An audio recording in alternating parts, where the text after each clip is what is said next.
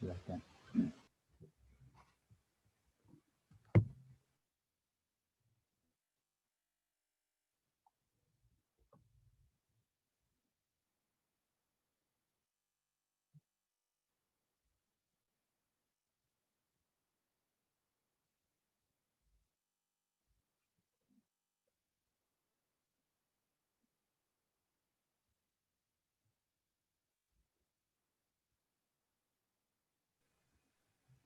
Oh, Pak Wahyu langsung dimulai aja nggak apa-apa, Pak? Udah nih. Ya, silakan silakan. Karena kan nggak di Oke. live jadi oh ya boleh lah. Jadi ya selamat malam semuanya, maaf. Eh, kita hari ini akan melanjutkan diskusi klaster transportasi dan hari ini kita akan dengarkan paparan dari Pak Wahyu Wiratama. Beliau akan sharing tentang bagaimana AI digunakan, artificial intelligence digunakan untuk smart city. Ya, waktu dan tempat dipersilakan Pak Wahyu. Terima kasih sekali lagi sudah mau datang malam ini. Ya, terima kasih Mas Ivan. Kita santai aja ya, kayak tadi aja ya. Ini saya udah ini ya, udah kelihatan ya. Kok yang ini ya? Yang kelihatan ininya ya. Apa ini? Ini full screen-nya kelihatan nggak? Apa yang Kelihatan halo? tadi. Ya, tadi yang presenter view yang kelihatannya. Oh, berarti ini bukan yang full screen-nya ya? Ini kayaknya kalau bisa di streaming aja Mas Ivan. Itu masih muat. Masih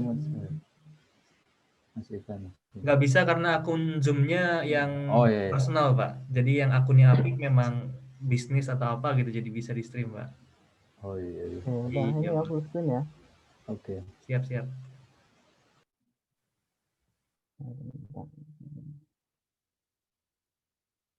Oke, terima kasih buat ini undangannya Mas Ivan. Jadi untuk sesi ini kita bakalan diskusi tentang pemanfaatan AI di apa namanya untuk smart city. Tapi kita lebih spesifik berbicara yang berbasis pemantauan dari satelit ya. Jadi sebenarnya untuk smart city yang penerapan AI itu banyak sekali apa itu eh, domainnya. Ada yang kita pakai domainnya di kamera. Yang sekarang kan mungkin di Indonesia yang banyak lagi pengembangan, terutama yang di startup itu berbasiskan CCTV. Jadi kita pemantau CCTV, pengaplikasikan AI di situ, kita bisa memonitoring beberapa target yang kita sudah definisikan sebelumnya. Apa yang kita mau monitor. Salah satu contohnya kalau misalkan CCTV di apa di Indonesia itu kan yang sekarang lagi ngetren adalah pemantauan untuk orang yang pakai masker atau enggak, terus apa namanya social distancing atau jumlah kerumunan orang di suatu tempat itu bisa dipantau berdasarkan AI. Dan di sini nanti kita sedikit mengulas dari AI itu sendiri lebih general. Terus kita coba integrate-kan dari AI ke satelit. Di citra satelitnya ini apakah kita bisa menerapkan AI yang untuk bisa digunakan untuk smart city atau di urban monitoringnya. Terus kita lihat sedikit beberapa contoh aplikasi yang ada di pemantauan satelit ini. Terus challenge-nya apa aja. Untuk saat ini saya sendiri bersama tim dari perusahaan itu sedang membangun platform AI ini yang berbasis satelit untuk pemerintah Sejong. Jadi tahun ini bakalan diterapkan di Sejong Smart City, di mana Sejong itu kan salah satu yang kota the first city yang mempunyai ISO Smart City. Jadi di situ kita untuk memonitoring urban monitoring, contohnya ya untuk pemantauan kota itu berbasis dari pemantauan satelit atau citra satelit.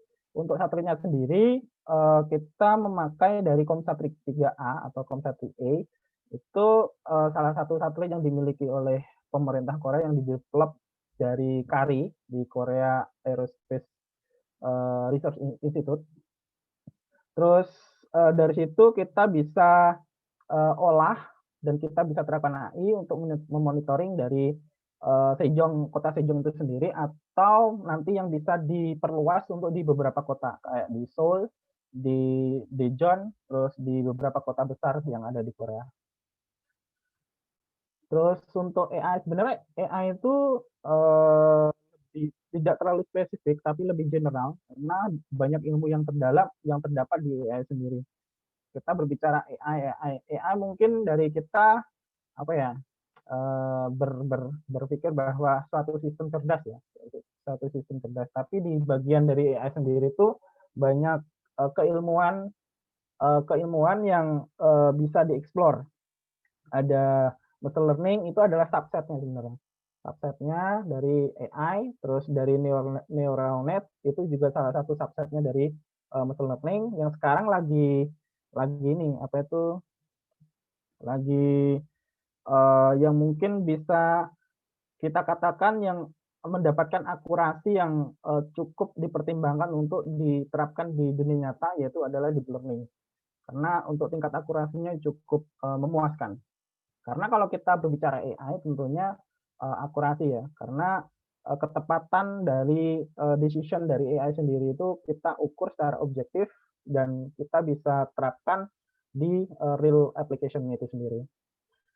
Terus untuk beberapa contohnya dari AI sendiri ada self-driving, dari healthcare, terus voice search assistant, and natural language, kemudian dari image detection dan recognition. Jadi penerapannya sangat luas karena kita tidak bisa berbicara hanya satu satu topik aja. Dan sekarang kan dari BPPT di Indonesia karena sekarang ada lagi musim pandemik, dari banyak pendekatan AI sudah diaplikasikan juga di healthcare untuk mendeteksi dari COVID itu sendiri. Terus self driving ini juga banyak sih sebenarnya yang kita temuin di Korea yang dikembangkan kayak apa namanya di autonomous ya, autonomous kayak Tesla itu juga berbasiskan AI. Terus untuk domainnya sebenarnya banyak ya. Kita ada domain dari speech atau voice, itu terus dari natural language itu juga bisa berdasarkan dari teks. Sekarang kan lagi musim nih big data gitu kan. Big data, terus big data dan AI. Kalau sebenarnya kalau di teks itu banyak banget source yang kita bisa dapatkan. Salah satunya di sosial media gitu kan. Kita sering banyak informasi yang kita dapatkan dan itu semuanya bisa diolah, kemudian kita aplikasikan di AI yang kita bisa set goal-nya untuk apa gitu. Bisa buat analisis atau buat decision atau buat business intelligence juga bisa. Kalau natural language itu domainnya mungkin speech ya. Sebenarnya kalau kita berbicara di apa ya, di real aplikasi, AI itu pengen menduplikasi human gitu loh. Nah, human cognition, ya, human cognition. Kalau kita bisa apa mengintegrasikan semua domainnya, kalau kita berbicara di human cognition itu kan dari voice, ada pendengaran, ya kan, dari speech-nya, terus dari matanya itu dari kamera, dari vision-nya gitu.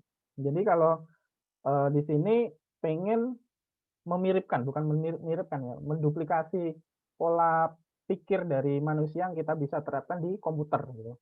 Karena mungkin salah satu keunggulan dari komputer yang bisa kita katakan tingkat komputasinya itu cukup cepat. Ya kan, cukup cepat.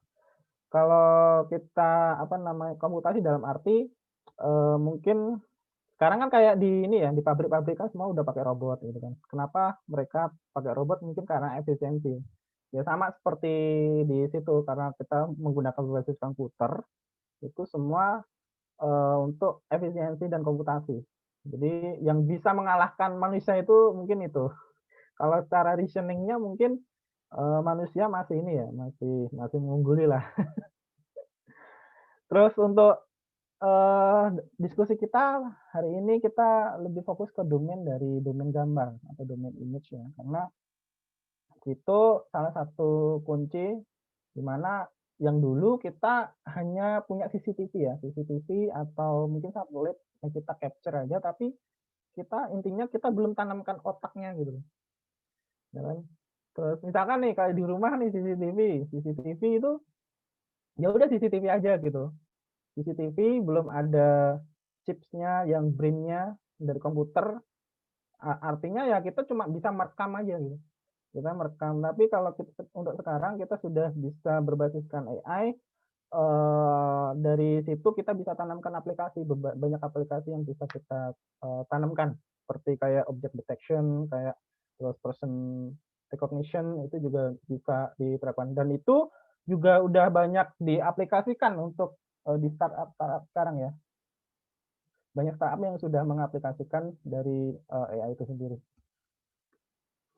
Terus machine learning sama deep learning ya. Kalau kita berbicara ini AI atau machine learning atau deep learning, semua tidak terlepas dari namanya komputasi dari matematika itu sendiri gitu. Jadi kita bisa intinya kita kalau mengenali itu kan harus mempunyai mengenali fiturnya ya, apa karakteristik gitu. Misalkan saya mengenali seseorang itu karena apa? Jadi saya mengenali orang itu karena saya melihat ciri-ciri orang itu sendiri gitu. Dan itu kita namanya feature ya, feature. Jadi kita sebelum kita mengenali, kita ekstrak dulu fiturnya gitu. Ciri-ciri orangnya kayak gini, gini, gini. Jadi intinya sih machine learning atau deep learning kita lebih meniru pola pikir dari manusia itu sendiri gitu. Dari kita belajar dari banyak data. Jadi sebenarnya untuk machine learning itu kita bisa ada beberapa kategori ya, antara unsupervised atau supervised learning, di mana kalau unsupervised itu kita learning-nya itu tidak berbasiskan data labelnya, jadi tidak data yang tidak punya label. Dan supervised kita sebenarnya udah punya label, jadi berdasarkan data itu kita olah, kita ambil nih karakteristik setiap ininya, objeknya, terus kita coba cari model yang paling tepat untuk bisa mengenali suatu objek itu. Tapi untuk supervised learning saat ini sudah mencapai yang cukup memuaskan ya untuk akurasi dan performance-nya. Tapi yang dialami sekarang itu masalah overfitting ya, karena kan di dunia nyata itu sebenarnya tersebar banyak data ya. Di dunia nyata itu tersebar banyak data, entah itu mau speech, voice, atau teks, ya kan? Teks, terus apa namanya? Image. Itu kan banyak banget. Tapi semuanya itu tidak berlabel sebenarnya. Semuanya kan tidak ada punya label ya. Label itu dalam arti kita sudah set itu masuk kategori apa gitu. Kita sudah kenalin gitu. Dan itu adalah kategori task-nya dari machine learning antara supervised atau unsupervised. Dan sekarang masih further research ya, masih banyak yang kita di dunia computer science itu supaya kita didorong untuk bisa membuat model algoritma yang itu robust terhadap ini, harusnya datanya itu unsupervised gitu. Jadi datanya itu nggak berlabel. Kalaupun berlabel mungkin jumlahnya dikit gitu. Karena kan sekarang kan butuhnya kan big data ya, cukup banyak dengan komputasinya cukup tinggi. Dan kalau kita mempunyai harus mengoleksi data yang berlabel itu kan cost-nya kan juga cukup tinggi ya. Cukup tinggi karena yaitu kerjaan dari human-nya, dari pelakunya gitu. Ini dari situ ada unsupervised dan machine learning. Kalau bedanya machine learning sama deep learning, dan sekarang kan apa-apa orang bicara deep learning gitu. Dan sebelumnya kan deep learning itu mulai dibicarakan antara tahun 2000 berapa ya, 2014 ke atas lah. Sebelumnya udah mulai ya, 2012 itu udah mulai dikenalkan, tapi masih belum ini karena tingkat komputasinya mungkin masih belum maksimal. Dan setelah 2014 yang dari teknologi sekarang kayak NVIDIA yang sudah support banget sama namanya deep learning, itu udah semakin happening banget. Kalau sebelumnya kan machine learning semua, machine learning gitu. Bedanya apa kalau deep learning sama machine learning? Kalau machine learning itu kadang orang yang sekarang masih pakai itu apa ya? Dia mempunyai sense art-nya sendiri gitu. Karena dia harus mendefine feature, ya kan? Mendefine feature. Misalkan saya harus mengenal itu feature-nya apa yang harus saya buat, dan itu juga mendefine feature itu butuh algoritma tersendiri, antara lain model matematis yang bisa mengenerate feature yang unik ya, unik dari suatu objek itu sendiri atau instan itu sendiri. Kalau deep learning mungkin kalau kita bisa bicarakan banyak orang sekarang itu lebih ke black box gitu. Black box itu dalam arti ya udah kita kasih input keluar output gitu. Entah itu prosesnya di dalam seperti apa gitu. Dan feature extraction sama klasifikasi itu sudah terdapat di suatu modul itu sendiri. Karena memang untuk feature ekstraksinya mereka di deep learning itu sendiri itu berdasarkan dari training itu sendiri. Kalau di machine learning kita define.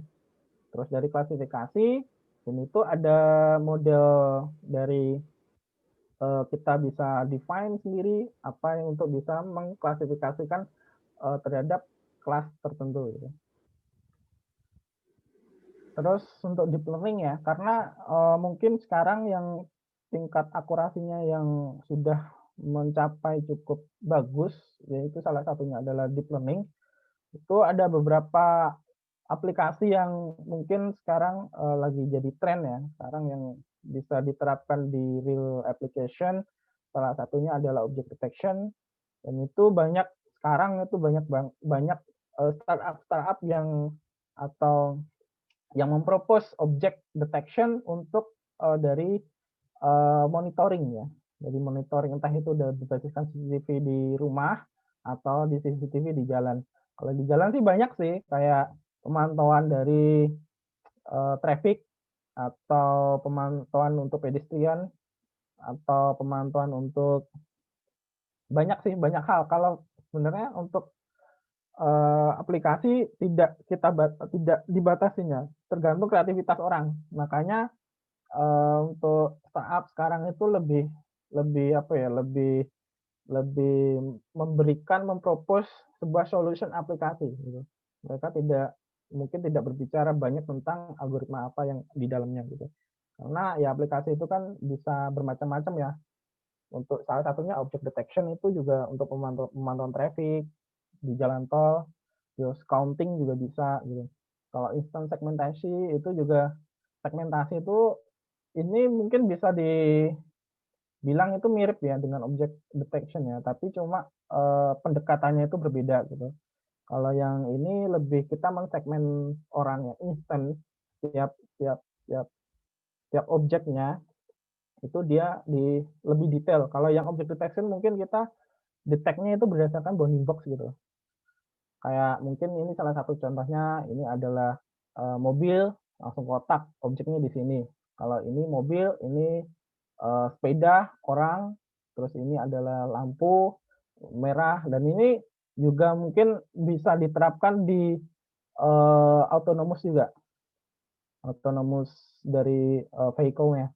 Karena ini bisa mengenali dari jalan itu sendiri, lane detection atau dari traffic light, dari traffic light detection juga, itu juga bisa diterapkan di situ. Tapi kalau tahu saya ya, mungkin tahu saya itu kalau di autonomous itu sensornya juga nggak cuma satu, biasanya banyak gitu. Ada beberapa sensor dari infrared, dari image, apa dari video itu sendiri, computer vision, terus dari lidar itu juga dia punya sensor sendiri. Jadi lebih kompleks domainnya daripada ini.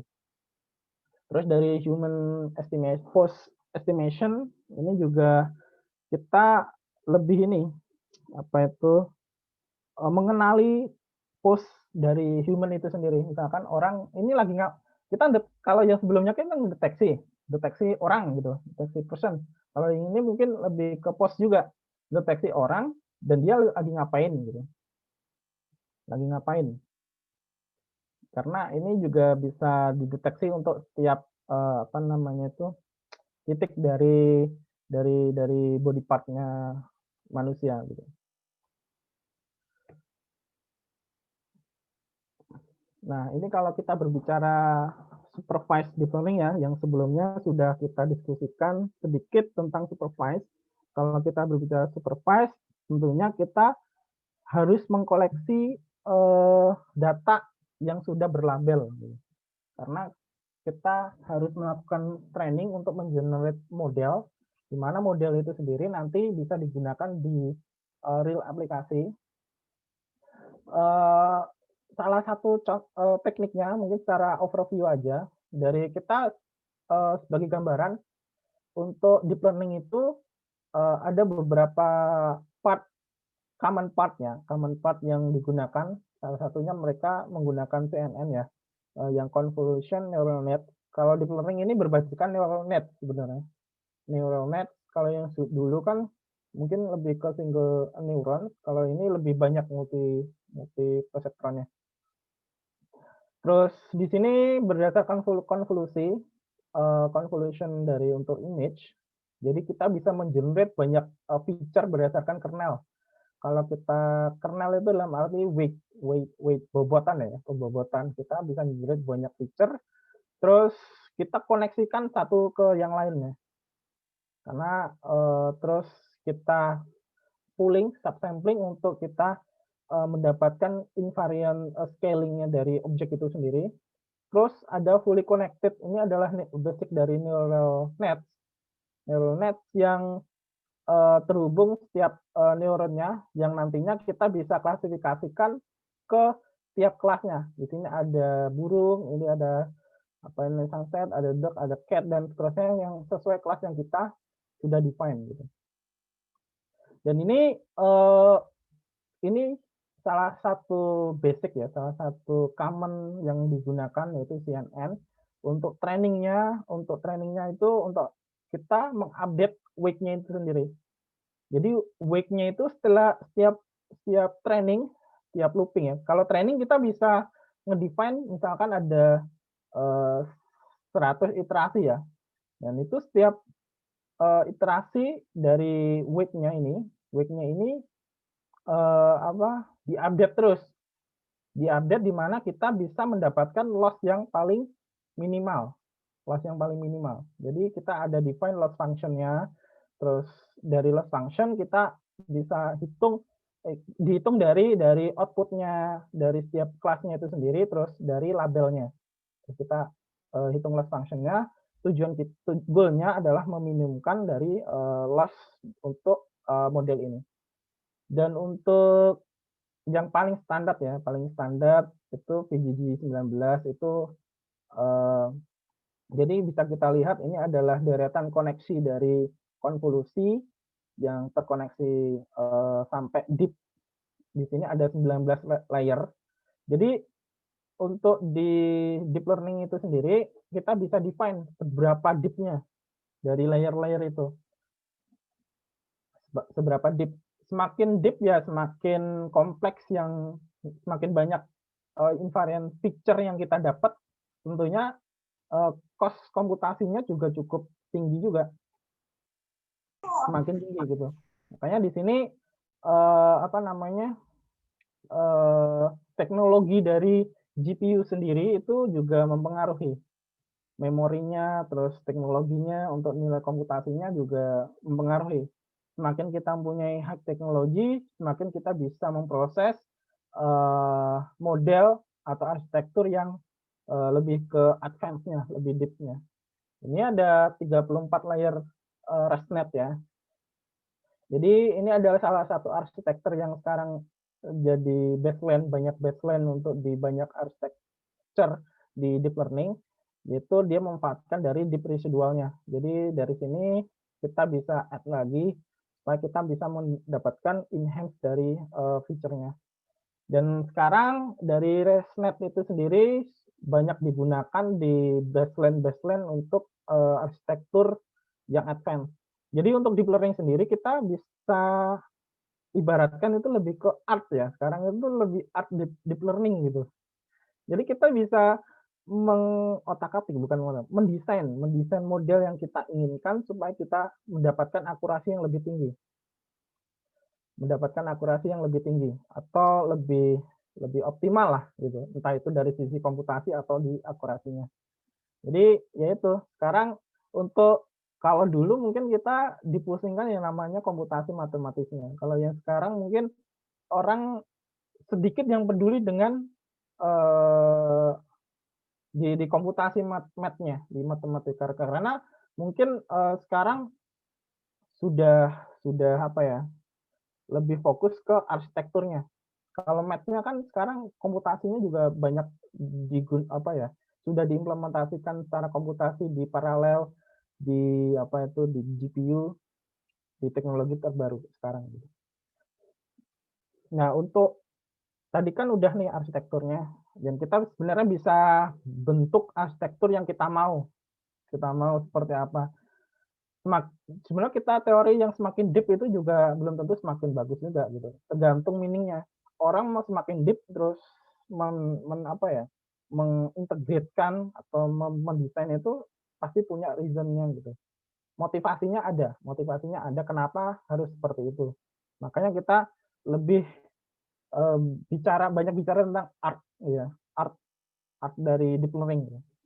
Kalau open dataset sekarang itu juga udah banyak banget yang di-challenge-kan ya, salah satunya juga yang paling terkenal mungkin ImageNet sama Coco-Data.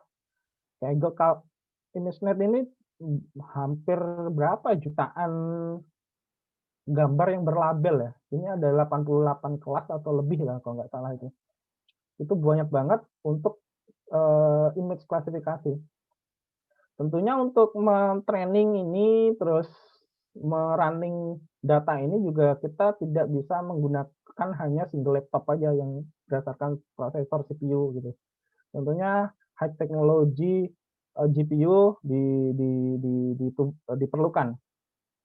Karena kalau kita tidak menggunakan GPU yang high technology, mungkin ini tingkat komputasinya cukup lama. Mungkin bisa menghabiskan sampai berapa hari atau berapa minggu untuk bisa menyelesaikan satu model. Itu pun kalau tidak mati listrik. Kalau misalkan di Coco Dataset itu juga itu banyak. Kalau yang ImageNet itu lebih ke image klasifikasi ya. Jadi ada image kita kelaskan. Ini gambar apa? Ini gambar apa? Ini gambar apa? Ini gambar apa? Kalau di Coco itu lebih bervariasi. Ada yang object detection tadi berdasarkan bounding box-nya tadi. Terus ada yang instant segmentasi. Ini jadi segmentasi yang spesifik ke kelas-kelas segmentasi yang spesifik ke objeknya. Kalau yang semantik segmentasi ini lebih ke setiap kelas itu disegmentkan untuk kelas yang sama. Terus Kaggle ini juga salah satu repository data yang cukup banyak di situ. Kalian juga untuk pemula mungkin bisa menggunakan data Kaggle. Kalian tinggal masuk aja ke kaggle.com, itu juga banyak data yang bisa kalian olah, kalian bisa dapatkan. Kalaupun kalian juga bisa mempunyai potensi yang cukup bagus, kalian juga bisa join di challenge. Itu juga banyak prize yang cukup menggiurkan ya gitu. Hadiahnya cukup banyak. Ini free, di situ kalian bisa join, bisa download, ataupun kalian juga bisa coba di Kaggle-nya itu sendiri. Terus di satelit itu citra satelit ada SpaceNet 6, ada OpenCity AI, ada Drone Deploy Segmentation, ada XU2. Jadi ini untuk lebih ke citra remote sensing ya, remote sensing area. Nah, untuk framework-nya itu ada 8 top 8 deep learning framework ya. Itu kalian bisa coba. Sebenarnya kalau dulu mungkin kita bisa bicara, wah takut nih main deep learning, aku kan nggak tahu apa-apa gitu. Coding juga susah, terus matematika juga nggak bisa. Kalau yang sekarang itu, kalau bisa saya ibaratkan, kalian nggak tahu apa-apa, yang penting kalian punya motivasi yang cukup bagus untuk belajar, itu bisa kalian bermain di deep learning karena banyak framework yang sudah memudahkan untuk bisa belajar di situ. Adanya TensorFlow, ada Keras, ada MXNet, ada PyTorch, ada Caffe, dan yang lain. Itu semua punya ini ya, punya spesifik sendiri atau bahasa yang bisa digunakan. Rata-rata mereka menggunakan bahasa pemrograman dari Python. Terus kalau masalah komputasi, wah aku punyanya laptop aja nih. Dan kalau di sekarang ada free GPU computingnya, kalian juga bisa langsung masuk ke Kaggle atau Google Colab. Di Kaggle di situ udah banyak kernel GPU yang kalian bisa pakai, itu free kalau nggak salah. Tapi kalau kalian bisa pengen di high memory dan RAM itu ada tingkat premiumnya. Tapi untuk pemula mungkin bisa menggunakan dari standar GPU dari yang disediakan dari Kaggle atau Colab. Kalian bisa live coding gitu, live coding langsung terintegrasi dengan datanya dari Kaggle. Kalian pengen nyoba nih data cancernya, data image cancer, nah kalian bisa langsung pakai datanya di situ dan kalian bisa coba bikin model yang paling simple lah, model paling simple berdasarkan tutorial aja, terus kalian coba bikin image klasifikasi atau yang lain. Google Colab ini dari free open source-nya dari Google, dari ini tuh udah terintegrasi dengan Google Drive. Kalian udah nyoba nyimpen data di Google Drive, kalian bisa langsung import ke Google Colab. Di sini juga bisa live coding di situ. Kalian bisa simpen, terus kalian bisa menggunakan free GPU computing dari Google Colab itu. Tapi kalau kalian pengen upgrade untuk yang lebih advance GPU-nya, tentunya memorinya lebih besar, itu ada versi premiumnya. Kalau dulu saya pernah nyoba itu 1 bulan itu 10.000 won lah. 1 bulan 10.000 won itu mungkin kalau di Indonesia berapa ya? 120.000 ya. 120.000 udah lumayan lah untuk kategori yang membuat mungkin ResNet 50 masih bisa lah itu. Sekitar layar 50 masih bisa. Terus sekarang open source API-nya juga banyak ya untuk object detection dari TensorFlow, terus MM detection sama MM segmentasi, terus detect and true itu dari Facebook. Kalian juga bisa gunain free di situ, free open source untuk membuat sebuah aplikasi sendiri gitu. Dan itu sebenarnya kalau untuk berbicara deep learning udah banyak yang difasilitasi ya, antara framework, terus API, terus dataset itu udah banyak sekali. Mungkin tinggal kalian nyediain dataset, tinggal input, masukin, keluar outputnya tanpa perlu mikir. Sekarang kan banyak model yang sudah tersedia ya, model-model yang state of the art yang sudah banyak teruji, akurasinya juga bagus kan udah banyak ya kayak modelnya tersedia itu, dan kita bisa gunakan langsung di situ, kita retrain lagi gitu, kita retrain lagi dengan data kita, kemudian sesuai dengan aplikasi kita ya kita generate model yang cocok apa yang sudah kita definisikan sebelumnya. Terus untuk COMSAT, karena kita lebih spesifik ke satelit, kita lebih ke COMSAT ya. COMSAT 3A ini adalah salah satu satelit citra dari Korea Selatan. Jadi Korea Selatan itu punya beberapa satelit yang sekarang masih orbit. Itu ada beberapa, ada COMSAT 2, ada COMSAT 3, ada COMSAT 3A, ada COMSAT 5, ada COMSAT, GeoCOMSAT. Nah itu semua citra satelitnya itu mempunyai fungsi masing-masing ya, dan mempunyai resolusi masing-masing karena tahun launchingnya itu kan berbeda-beda ya. Semakin cepat semakin terakhir ini ya paling resolusi teknologinya lebih bagus. Tapi bedanya mungkin COMSAT 3 sama COMSAT 5. Kalau COMSAT 3 itu dia ini apa itu lebih ke optical ya, optical signal. Apa itu lebih gambar berwarna lah. Karena kita capture ada beberapa band elektromagnetik optical electromagnetic yang di capture. Kalau COMSAT 5 itu SAR, yang apa itu? Ya, COMSAT 5 itu kalau nggak salah SAR itu, dari citra SAR-nya. Ini adalah timeline COMSAT di orbitnya. Jadi tahun 2010 itu masuk ke GeoComSat 1. Kalau GeoComSat itu lebih ke dia dikhususkan untuk pemantauan dari apa ya, cuaca ya, lebih ke geologi ya, bener ya. Lebih ke cuaca situ. Kalau COMSAT 3 itu lebih ke apa ya, lebih ke citra. Jadi ada tahun 2012 itu COMSAT 3, terus 2013 itu launch lagi COMSAT 5, terus 2014 COMSAT 3A, ya COMSAT 3A itu resolusinya lebih tinggi. Terus GeoComSat 2 yang sekarang sama GeoComSat 2B. Nah, sekarang yang paling terakhir itu ada COMSAT 6. Tapi untuk COMSAT 6 sendiri saya belum begitu banyak explore ya. Karena untuk saat ini lebih banyak explore-nya di COMSAT 3 atau COMSAT 3A. Dan ini mereka komersialisasikan untuk setiap citranya. Jadi ada mereka capture di beberapa negara, banyak negara kayak capture yang mereka koleksi data-data image-nya, terus mereka jual ke customer gitu. Jadi itu juga bisa request nih, misalkan dari negara X itu pengen menganalisis untuk negara mereka, mereka capture, kemudian mereka kasih untuk gambar citra satelitnya. Dan sekali capture itu luasnya juga cukup banyak.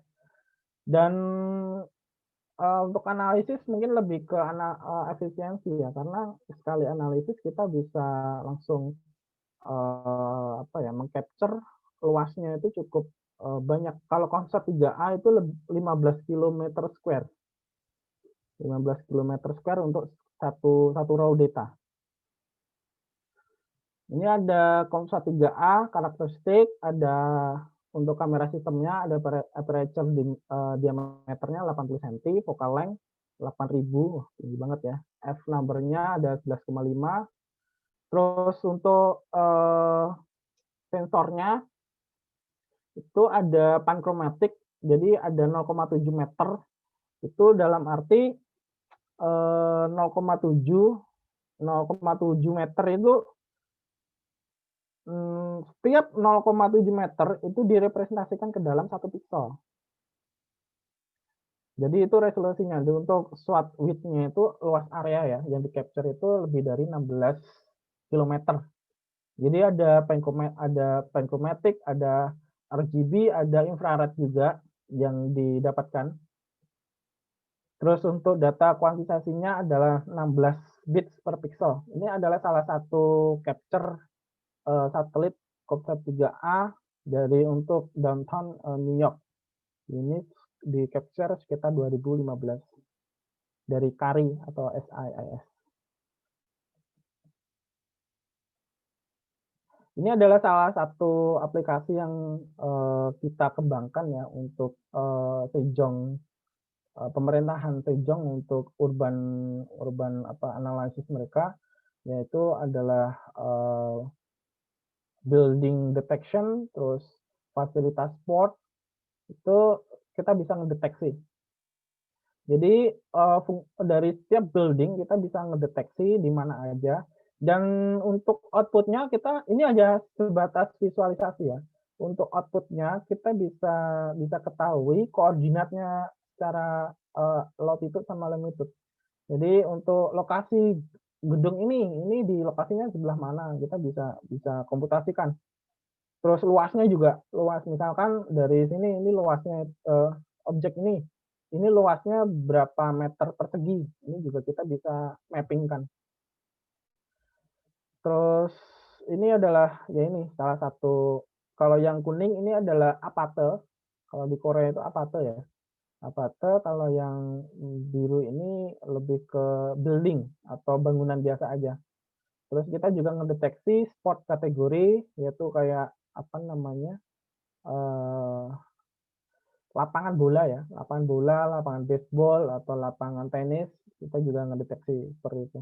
Ini kita bisa untuk urban analysis kayak menghitung di area ini berapa bangunan yang sudah dibangun untuk untuk APAT sendiri di daerah ini berapa APAT yang sudah dibangun, kita bisa mendeteksi.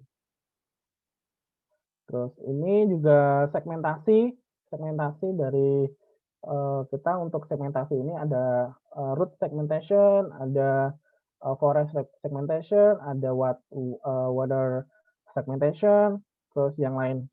Ini adalah APAT atau building segmentation untuk mendeteksi building itu sendiri. Ini adalah salah satu aplikasi AI di Citra Satelit. Sebenarnya topiknya di Citra Satelit ini sangat banyak ya, karena banyak hal yang bisa kita gali. Banyak hal yang bisa kita gali di salah satunya ini, kalau ini mungkin aplikasi ke urban monitoring application, kita bisa aplikasikan ke defense application ya. Kayak kemarin untuk project di S3 saya itu salah satunya adalah mendeteksi ini apa itu mendeteksi pesawat dari Citra Satelit juga. Jadi kita bisa mendeteksi pesawat di mana koordinatnya secara longitude sama longitude. Itu juga bisa banyak digunakan di area militer, karena ketika kita bisa mendeteksi pesawat, tentunya kita bisa menganalisis untuk pertahanan atau estimasi dari pihak musuh. Nah, untuk challenge-nya kalau di Citra Satelit ini untuk variant pitch ya, jadi kayak kita satelit itu meng-capture itu kan gini ya, antara rotasi pitch, roll sama jauhnya kan gini. Jadi itu angle-nya itu sangat berpengaruh untuk tingkat akurasinya. Jadi karena jujur kalau Citra Satelit ini kalau cost-nya cukup mahal ya. Kalau kita beli di KARI di satelit ini, kalau nggak salah itu satu gambarnya itu sekitar 2 juta won. Satu gambar itu 15 km square, sekitar 15 km square untuk Comsat 3A itu sekitar 2 juta won atau mungkin 25 juta lah. Tapi ya mungkin untuk dari government analysis masih worth it lah itu. Dan itu kenapa mahal, karena yaitu untuk akurasi kan kita butuh banyak sudut angle untuk menciptakan invariant angle-nya. Dan itu kita butuh data, kan banyak nih sequence-nya, beberapa variasi dari angle-nya. Dan itu cost-nya cukup mahal juga. Terus kayak radiometric error itu kan pengaruh dari atmosfer juga, itu juga bisa mempengaruhi. Terus cloudy, terus complex surface structure-nya, kayak sekarang kita juga lagi penjajakan aplikasi dari Telkomsel ya, dari Telkomsel di Indonesia untuk bisa diaplikasikan di seluruh Indonesia. Itu mereka untuk bisa mendeteksi bangunan-bangunan yang ada di Indonesia. Mereka juga minta kemarin tuh tujuan mereka itu menganalisis setiap titik dari antena mereka, antena bangunan. Mereka kan punya planning pembangunan banyak antena, mungkin ribuan antena di Indonesia. Dan itu mereka perlu analisis spotnya, poinnya. Jadi kan mereka nggak bisa nentuin di daerah mana aja nih, nggak sembarangan loh. Mereka menentukan titik pembangunan antena, karena nilai investmentnya juga cukup tinggi ya. Investment cukup tinggi, mereka tidak untuk efisiensi dari signal dan pokoknya yang dari berkaitan dengan telekomunikasi, mereka butuh data jumlah bangunan dan luas bangunan untuk setiap daerah-daerah itu sendiri gitu. Makanya mereka coba approach untuk pemakaian teknologi satelit ini, apakah bisa berpotensi untuk menganalisis jumlah atau dengan kategori bangunan tertentu gitu. Dan untuk Indonesia sendiri, kemarin tuh saya sudah analisis di beberapa area ya. terutama di Jakarta dan kota besar itu cukup kompleks banget. Karena struktur bangunan di Indonesia dan Korea itu cukup berbeda. Kalau di Indonesia itu 3 rumah itu bisa jadi 1 atap.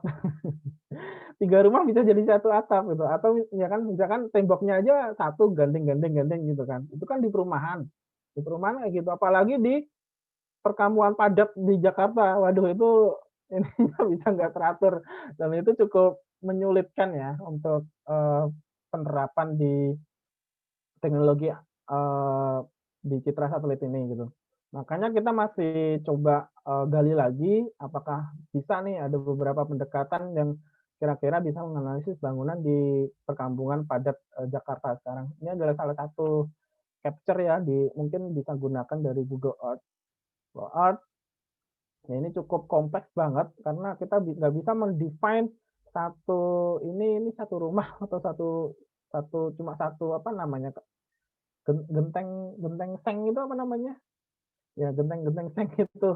Kita nggak bisa mendefine itu satu rumah gitu karena itu perkampungan padat tidak mempunyai pola tertentu. Kalau di Korea itu rumah-rumahnya itu punya pola gitu. Satu kotak gitu kan, namanya kan jutek, satu kotak, satu kotak, satu kotak gitu. Dan mereka punya pola tersendiri. Kalau di Jakarta itu cukup random, walaupun itu di perumahan ya, itu kan satu atap bisa 2 rumah. Ya kan yang bentuknya segitiga gini dibagi 2 gitu kan. Itu juga bisa dan strukturnya cukup, kompleks untuk yang di Jakarta. Satelit ini kita tidak harus menggunakan, citra satelit dari tertentu, bisa digunakan dari Google Earth. Tapi Google Earth kalau misalkan diterapkan di aplikasi tertentu kan harus beli license juga ya, sama aja sih sebenarnya. Cuma, kalau di Google Earth, zooming levelnya itu sendiri itu perlu kita perhatikan karena ya itu, setiap zooming level itu punya resolusi yang berbeda-beda untuk, di Google Earth itu sendiri. Terus untuk apa, kualitas gambarnya juga, mungkin berbeda, terus dari apa ya, update-nya itu juga apa ya, period update-nya itu juga kita harus mengikuti dari, Google itu sendiri. Kalau di apa ya, provider citra satelit kayak gitu kan kita bisa by request.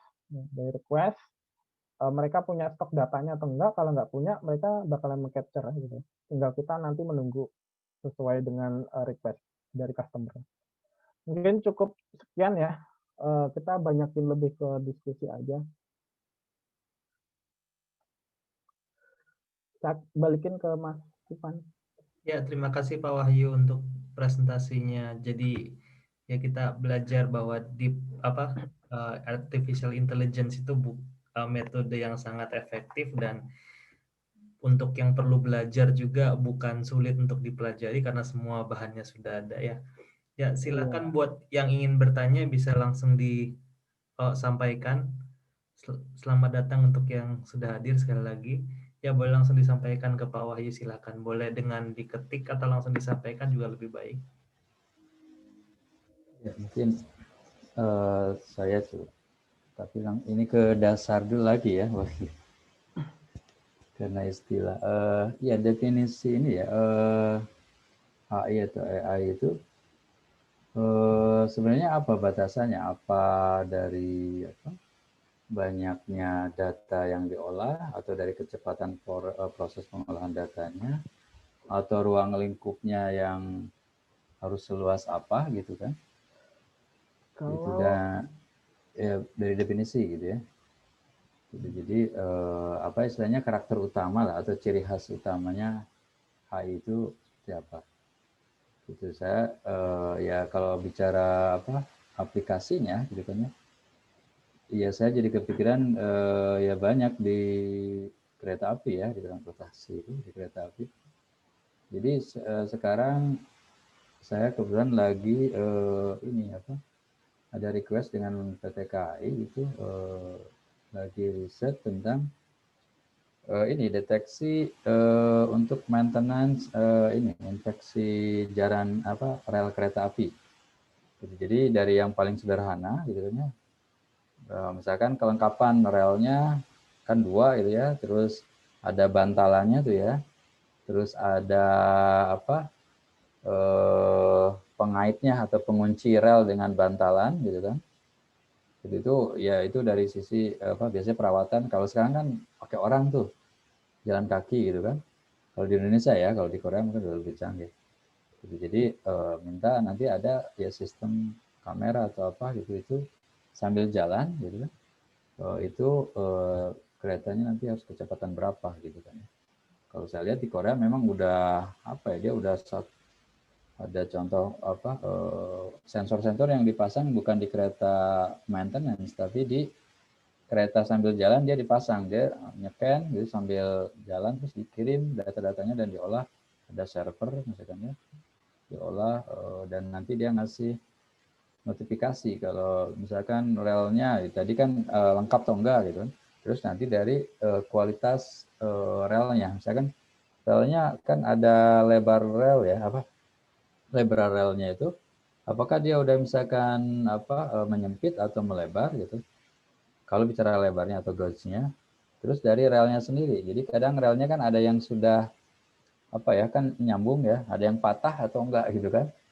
Nah itu termasuk si relnya sendiri itu kan ada aus ya karena gesekan terus dengan roda kan digelindingin terus gitu kan. Itu udah tipis atau enggak gitu kan. Nah, itu kan sambil jalan kecepatan maksimal mungkin kalau yang kereta jarak ya subway gitu kan berapa 120 lah ya atau mungkin ya kalau average-nya 80 km per jam gitu kan. Nah ini ya kemarin saya nggak nyanggupin ya jauh-jauh yang penting ini aja lah yang lengkap dulu apa ngecek kelengkapan aja gitu kan. Jadi ada relnya, ada bantalan, ada pengaitnya gitu sementara. Kalau ke depannya sampai relnya patah, retak, ada retak atau enggak gitu kan sambil apa isinya kepake ya memang ada sensor apa kayak paru-paru itu kan namanya X-ray ya. Pakai X-ray gitu kan dia ada kalau di Korea dia ada X-ray nyeken terus relnya gitu kan. Jadi dari permukaan sampai bawahnya sampai dalamnya ada retakan enggak itu nanti dilapor. Gitu itu memang ya menarik sih gitu kan ya tapi ya kalau di Indonesia kita ya pelan-pelan ya. Ya mungkin dari definisi dulu tadi minta ini. Oke Kang, kalau definisi AI itu sebenarnya luas ya. Jadi nggak terpatok pada data. Ada AI juga yang nggak pakai data. Gitu. Ada AI yang nggak pakai data, tapi berdasarkan dari reasoningnya. Tapi mungkin kalau kita berbicara akurasi, jadi tingkat akurasinya. Kan AI itu sebenarnya kan expert system ya.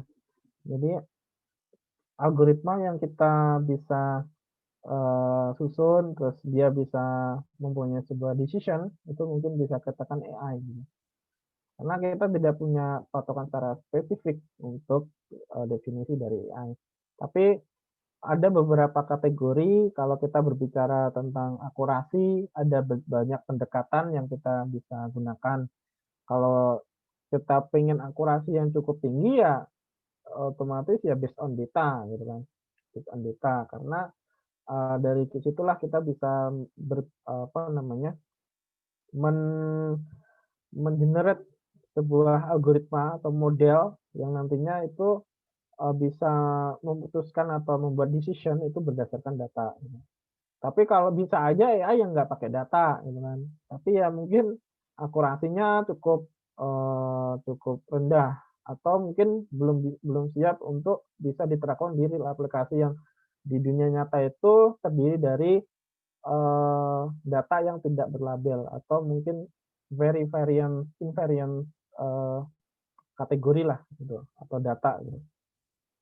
Itu kalau misalkan dari definisinya. Jadi kita tidak bisa menspesifikkan AI itu harus berdasarkan data atau enggak, berdasarkan suatu ciri tertentu atau enggak gitu. Karena ada juga yang kayak tadi, ada banyak pendekatan ya. Intinya kan dia apa namanya expert system.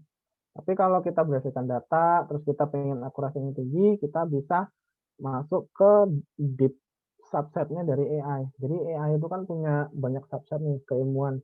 Jadi kayak big frame ya, big frame dari AI itu sebenarnya big brain, terus dari subsetnya itu keilmuannya itu dia punya pendekatan masing-masing gitu. Ada yang berdasarkan data, ada yang nggak berdasarkan data, terus mungkin berdasarkan komputasi matematika, ada yang hanya berdasarkan beberapa algoritma langkah tertentu, ada juga yang bisa pendekatannya berdasarkan deep learning atau machine learning yang sudah kita diskusikan tadi. Jadi itu lebih ke big brain.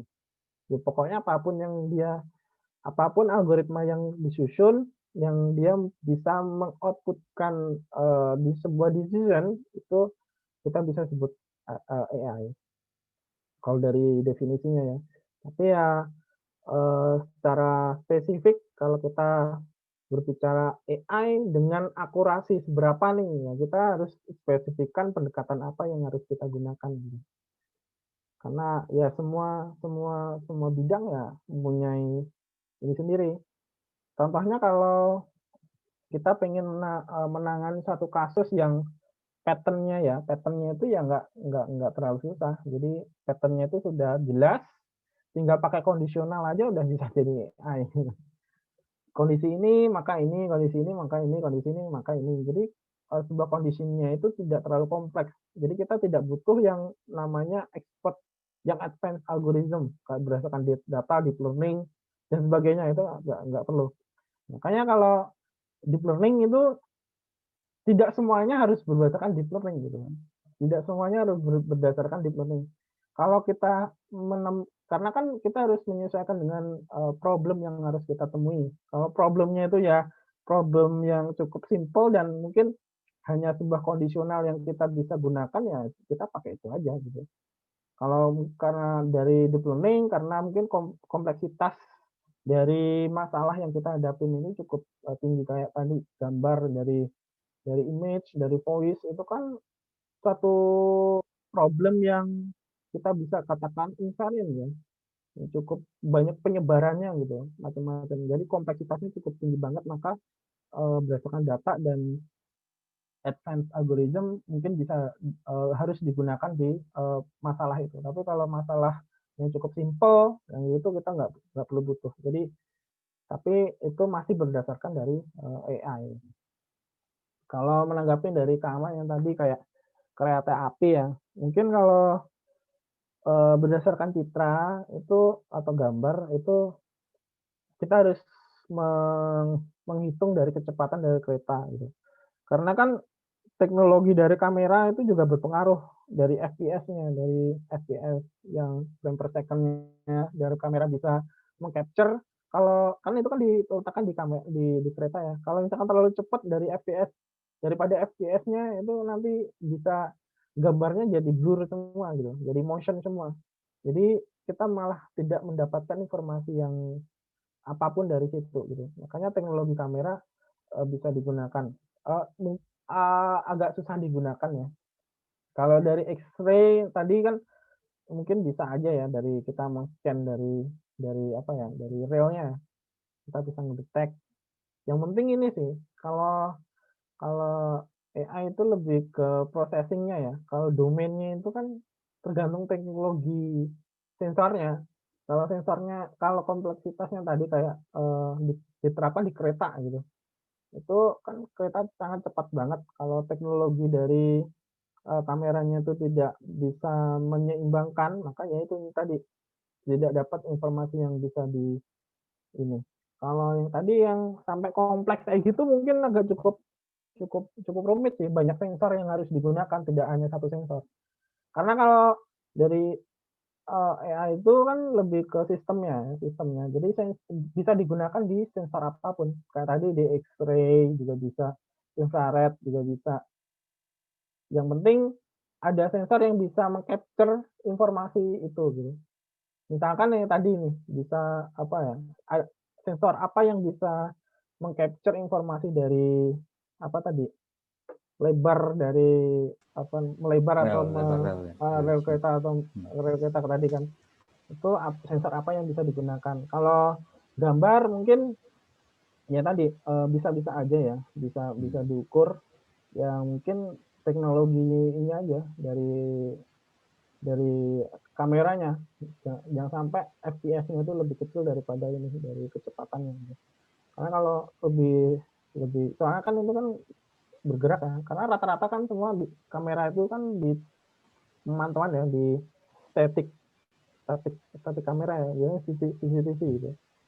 Kalau yang ini kan lebih ke apa ya, moving kamera, moving kamera gitu.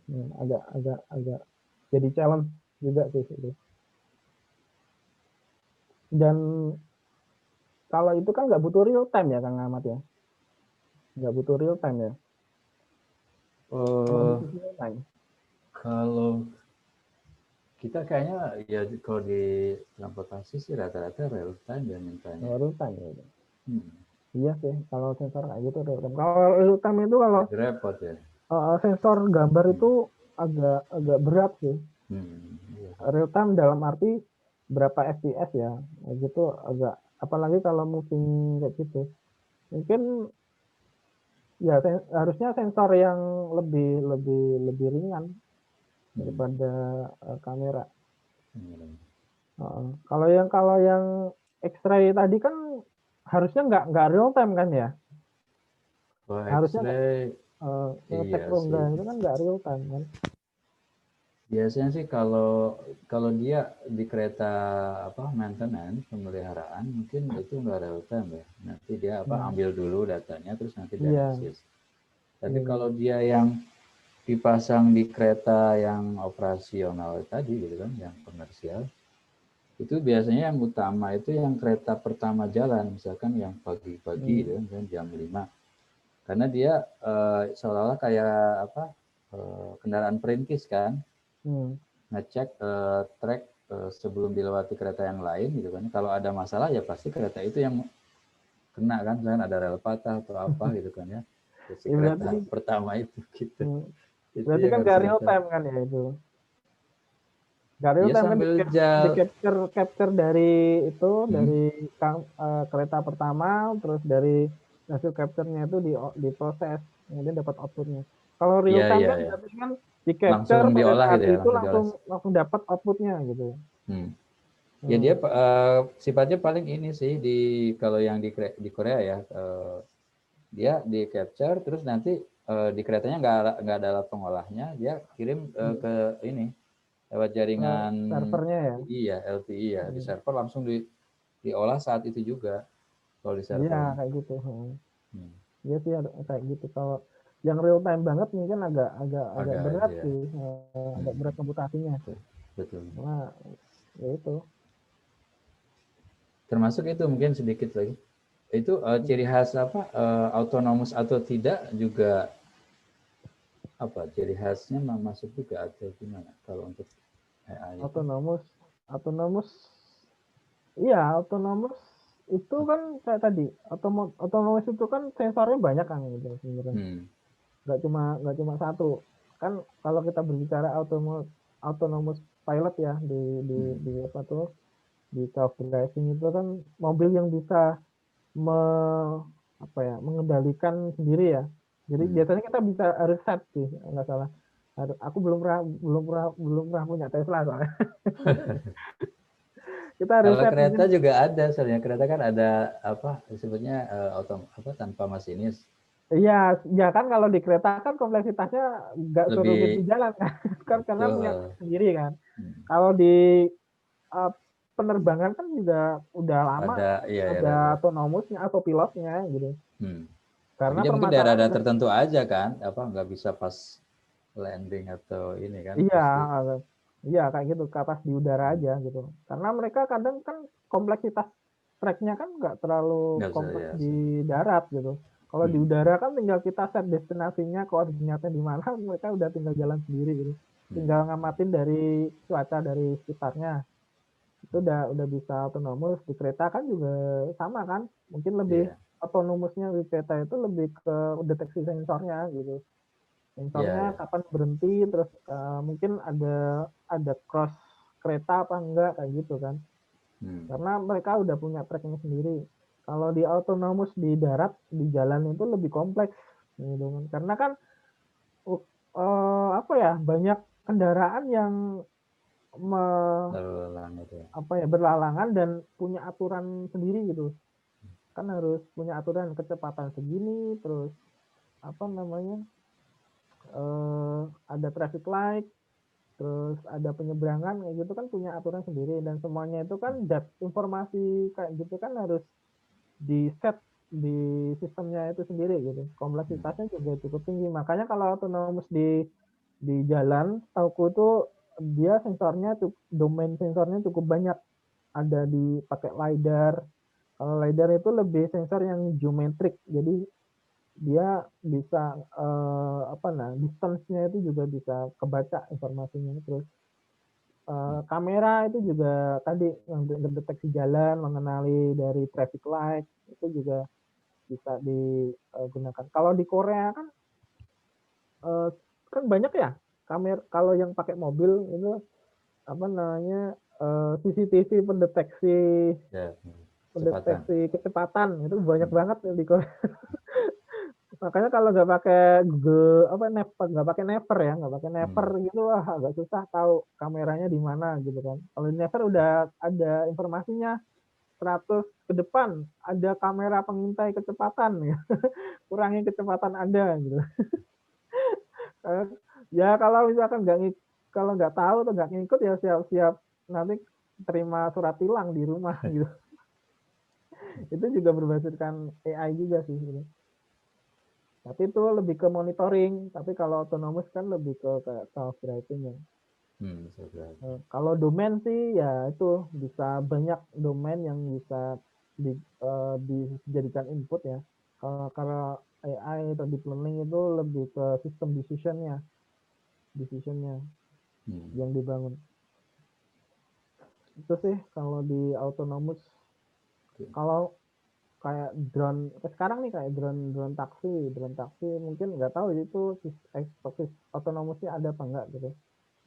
Kayaknya sih harusnya ada, tapi kurang tahu ya seperti apa sistemnya. Soalnya kalau di udara kan track yang pertama tracknya kompleksitasnya nggak banyak. Yang kedua aturannya mungkin nggak tahu ada apa enggak gitu. Kalau di udara kan nggak ada aturan ya, nggak ada lampu merah, lampu hijaunya. Kalau di darat kan banyak aturan, jadi kompleksitasnya mungkin cukup lebih rendah daripada ini di darat gitu.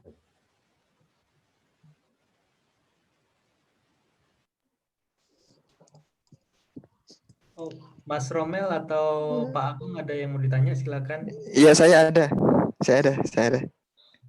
Kedengeran ya? Kedengeran jelas, Pak. Oke.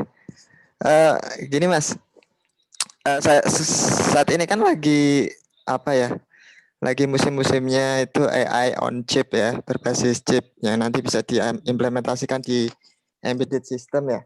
Terus kalau dari yang dijelaskan, tadi kan dijelaskan untuk proses learning-nya sendiri itu kan membutuhkan resource komputasi yang tidak sedikit, apalagi dengan istilahnya deep learning seperti itu tadi ya. Nah, yang jadi pertanyaan saya itu bagaimana cara mengimplementasikan apa yang sudah istilahnya hasil dari proses learning-nya itu nanti dimasukkan ke dalam semacam embedded system. Contohnya misalkan ada platform komputer kecil ya, kalau saya menyebutkan kayak Nvidia Jetson itu kan, dia kan platform AI juga kan. Itu kalau boleh dijelaskan bagaimana proses transfer learning-nya itu seperti apa, biar apa yang sudah kita ajarkan ke komputer bisa diimplementasikan ke platform yang lebih kecil gitu. Iya, jadi kalau berbicara itu lebih ke ini ya, edge computing ya. Edge computing itu lebih komputasi yang di edge, dalam arti di ujung aplikasinya. Jadi sekarang sih banyak sih company vendor provider yang sekarang udah develop ya, kayak di Huawei itu juga sekarang udah banyak produknya ada di Nvidia. Kalau Nvidia itu kayak Jetson TX2 ya. Jetson TX2 itu udah GPU-nya udah cukup lumayan lah. bisa diterapkan di real aplikasi ya. Kalau di deep learning kan komputasi yang pertama, komputasi yang training itu kan dia lebih ke offline ya. Jadi kita training dulu terpisah. Jadi training itu tidak dilakukan di edge-nya, tapi di servernya. Jadi kita provide data, terus kita training di server, kita generate model. Nah, modelnya itu kita masukin ke proses inference yang kita udah develop di layer aplikasinya. Nah, layer aplikasinya itu kita integratedkan, kita embedkan di edge computingnya kayak di JSON TX2. JSON TX2 kan di situ kita bisa embed code kita di situ nih, dan kita bisa model yang kita udah generate, kita bisa masukin di situ. Kalau model yang udah kita generate, yang misalkan nih kayak Faster RCNN atau YOLO ya, YOLO untuk object detection ya, YOLO object detection yang mungkin baseline-nya nggak terlalu tinggi ya, baseline-nya ResNet 53 dan berapa itu kayaknya JSON TX2 masih bisa menghandle secara real time. Jadi kalau di edge-nya itu tidak ada proses training, jadi cuma proses inference-nya yang model yang udah kita generate. Yang pertama tadi dari server kita lakukan proses training, dari training kita generate model, dari model itu kita embedkan di edge-nya, di JSON TX2-nya, dan di JSON TX2-nya itu cuma inference-nya aja, cuma proses komputasi inference-nya aja, dan proses inference komputasinya juga nggak terlalu tinggi juga, kalau misalkan deep-nya itu nggak terlalu deep ya. Tapi untuk standar sih masih bisa menghandle kok, masih bisa menghandle untuk di edge-nya. Misalkan YOLO version 3 itu masih bisa cukup berapa frame millisecond gitu kalau nggak salah. Itu sih secara umum gambarannya untuk di edge computing. Oh, berarti memang dari hasil komputasinya itu kan nanti menghasilkan model ya, modelnya nanti yang ditransfer ke apa istilahnya edge computingnya ya, edge computernya. Berarti secara tidak langsung ini memberi peluang dari permasalahan sebelumnya yang Pak siapa tadi yang soal deteksi rel itu ya, atau rel yang sudah menyempit atau yang yang rusak, kemungkinan kan masih bisa gitu kali ya Pak ya. Iya bisa. Ya. Makanya tadi kan ini Mas, yang aku concernkan itu dari teknologi kameranya, karena kan kalau teknologi kamera dari FPS-nya kan kecil nih. Kereta kan cepet banget nih, misalkan berapa kilometer kan amat itu. 300 kilometer ya. Tapi FPS-nya kecil ya, FPS-nya kecil, kameranya FPS-nya kecil kan nanti data yang gambar yang di generate itu, gambar yang di capture itu kan jadi motion semua, ngeblur semua.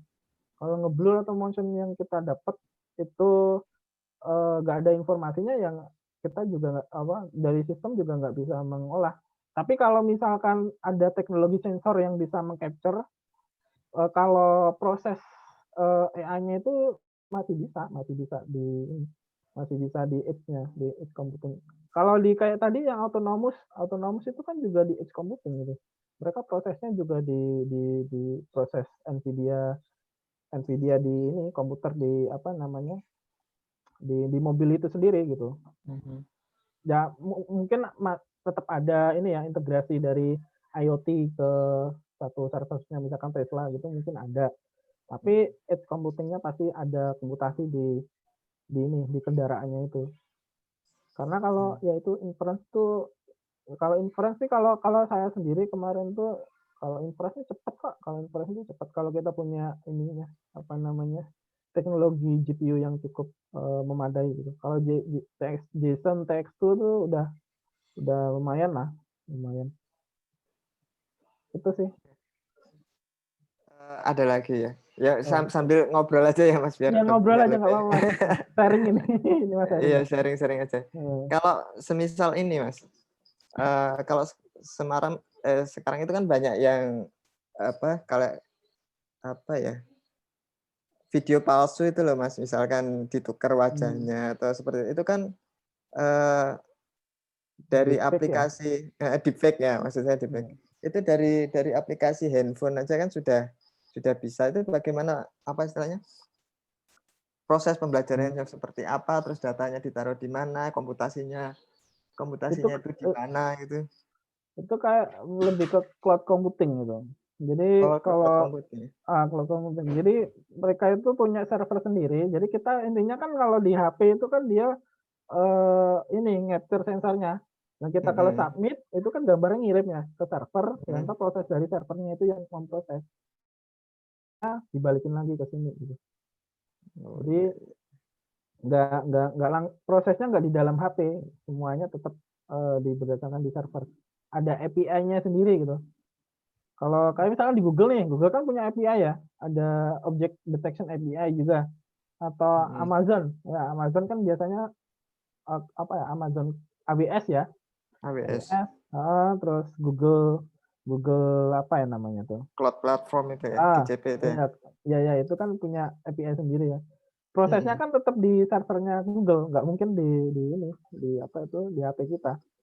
Jadi dari HP kita itu cuma capture dari hasilnya dikirimkan ke servernya, terus kayak di Google di Google Colab nih ya, Google Colab atau Kaggle, kita kan bisa nge-training ya. Kita coba pakai laptop kita, terus kita coba training, lah itu trainingnya nggak di laptop kita, tapi trainingnya di servernya di Google atau di Kaggle sana gitu, karena GPU-nya di sana. Google Colab sudah pernah pakai, Mas? Udah pernah aku pakai. Aku pernah pakai yang itu free atau enggak? Iya free, itu Google Colab itu free. Cuma kalau pengen update ke versi GPU sama memorinya lebih tinggi itu harus bayar gitu. Ada versi premiumnya. Sebelum saya coba saya tanya dulu. Itu standarnya berapa ya maksudnya yang disediakan standarnya itu? Kurang tahu, lupa sih aku. Coba dicek deh nanti ya. Nanti saya cek tapi ada free GPU-nya, ada free GPU. Tapi kalau spesifik memorinya aku agak kurang lupa sih kemarin. Tapi kalau pengen lebih advance, lebih tinggi nih bisa di-upgrade. Kalau kemarin aku berapa ya? 10.000 won. 10.000 won kalau di Indonesia sekitar 120 deh, 120.000 rupiah kalau nggak salah. Per bulan ya, per bulan. Oke. Makasih Mas, itu dulu. Nanti kalau ada pertanyaan lagi saya tanya. Oh iya boleh. Ya silakan, ada yang mau ditanyakan lagi.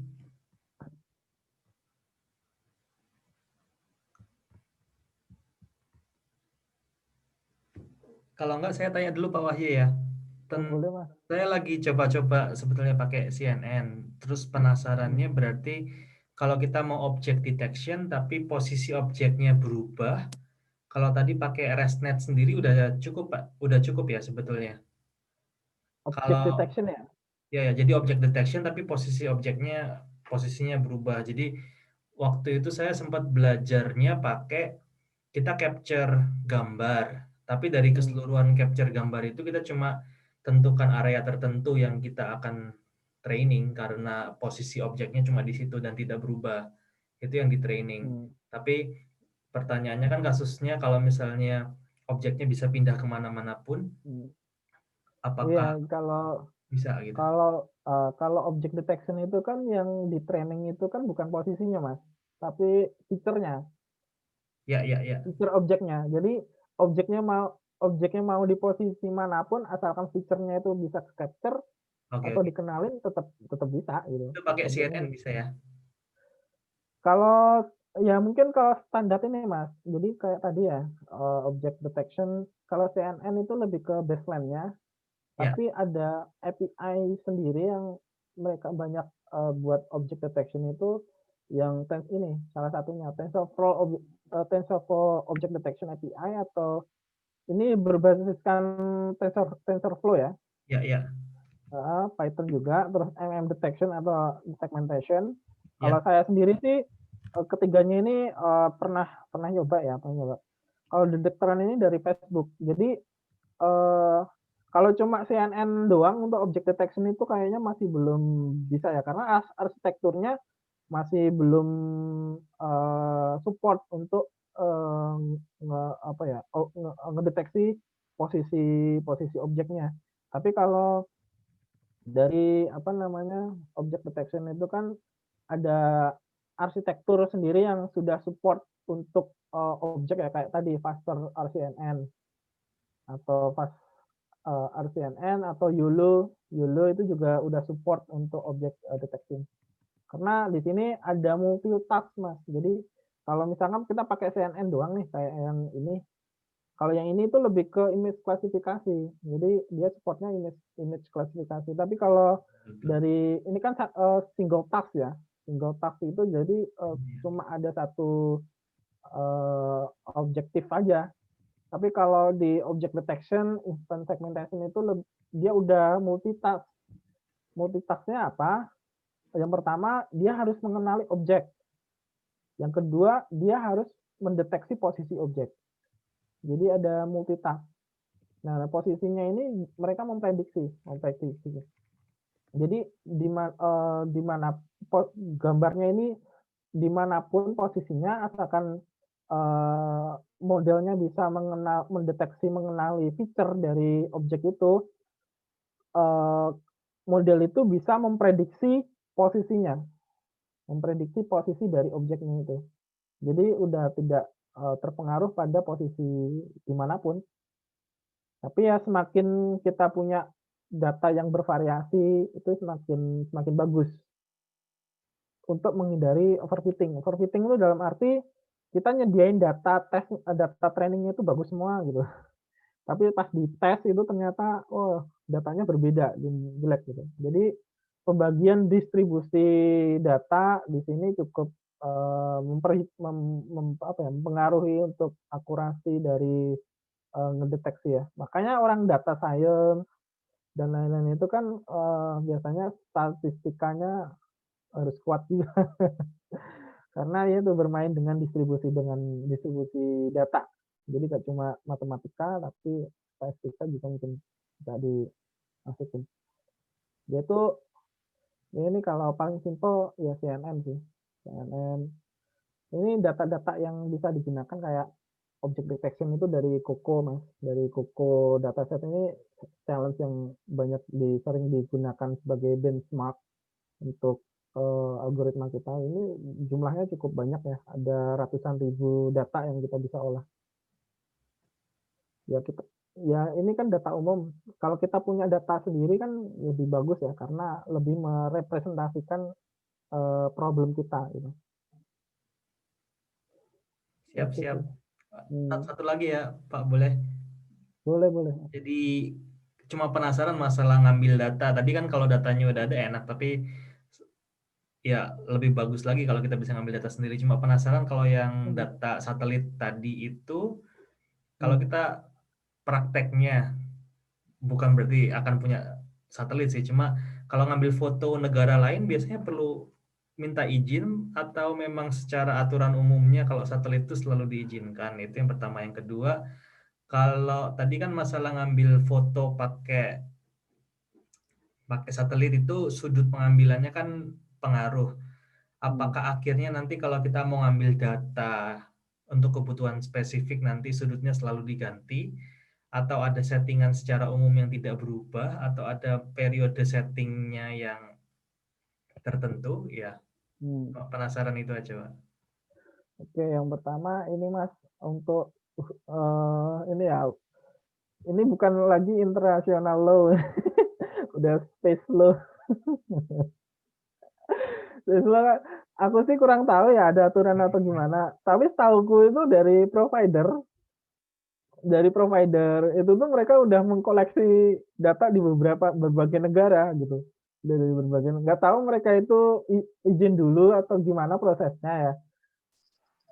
Saya sih kurang tahu law-nya, tapi faktanya mereka itu udah bisa mengcapture sebelum pembeli itu request, mereka udah punya koleksinya dulu.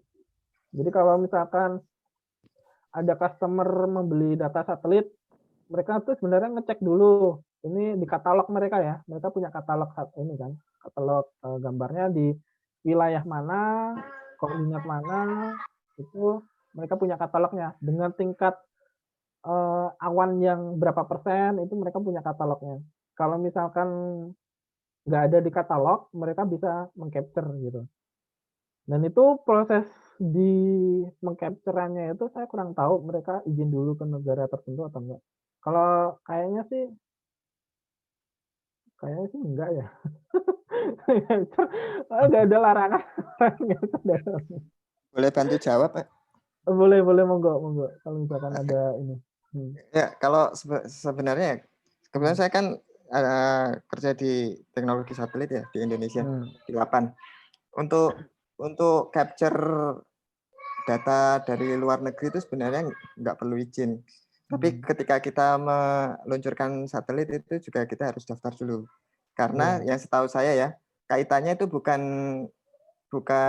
data gambar negara mana yang kita pakai, tapi kaitannya lebih ke frekuensi apa yang digunakan. Jadi kalau frekuensi itu kan kaitannya nanti sama telekomunikasi. Nah, dari frekuensi itu satelit ini mau memancarkan frekuensi di pita berapa, terus nanti mancarnya di mana aja. Nah, itu yang lebih menjadi concern dari negara-negara di luar negeri. Tapi kalau untuk soal ngambil gambar sih nggak ada sih. Ya begitu meluncur ya bebas ambil gambar aja. Kita kan juga nggak bisa nolak-nolak ya. Iya. Ya, Jadi satelit itu kan jenisnya banyak ya. Kebutuhan ada satelit telekomunikasi, ada satelit citra kan. Kalau citra ya itu tadi citra kan mungkin nggak ada aturan. Kalau satelit telekomunikasi kan ada aturan broadband-nya ya, broadcast-nya. Itu harus didaftarkan sendiri itu ke ITU. Aturan. Kalau di Indonesia itu kan mungkin sekarang punyanya baru satelit telekomunikasi kalau nggak salah. Kalau citra kayaknya belum ya. Belum sih. Belum ya. Indonesia sudah punya Pak untuk satelit remote sensing, istilahnya belum operasional, fully operasional, tapi lebih eksperimental. Kebetulan kan saya kerja di Lapan di Pusat Teknologi Satelit. Jadi Indonesia itu sudah generasi ketiga sekarang. Yang terakhir sudah multispectral imager. Kalau yang sebelumnya memang masih apa istilahnya high resolution untuk digital kamera, tapi yang generasi terbaru sudah multispektral. Terus multispektralnya resolusinya berapa Mas? Mumpung ada orang 8 di sini. Untuk multispektralnya resolusinya 15 meter, Pak. 15 meter. Iya. Mungkin 15 meter. 15 meter dengan pita di near RGB. Berarti itu. Ya. Iya sih. Ya 15 meter mungkin agak terlalu besar ya sekarang. Apa namanya kalau resolusinya. Paling mereka analisisnya secara keseluruhan sih. Biasanya analisis vegetation ya, analisis vegetation. Ya, untuk resolusi segitu memang untuk analisis tutupan lahan, terus vegetasi. Iya, vegetasi kayak gitu. Paling analisis kan kebutuhan kayak kelautan cuaca gitu ya. Ya, seperti itu untuk resolusi segitu. Kita sebenarnya punya yang apa istilahnya ya, yang high resolution juga untuk resolusi berapa ya, 3,5 meter ada. Cuma masih belum banyak dimanfaatkan ya. Ya sudah coba dimanfaatkan. Ada beberapa papernya tentang 8A2, 8A3. Yang banyak untuk pemanfaatan yang high resolution itu yang 3,5 meter itu di 8A2. Cuma ya karena masih bersifat eksperimental, jadi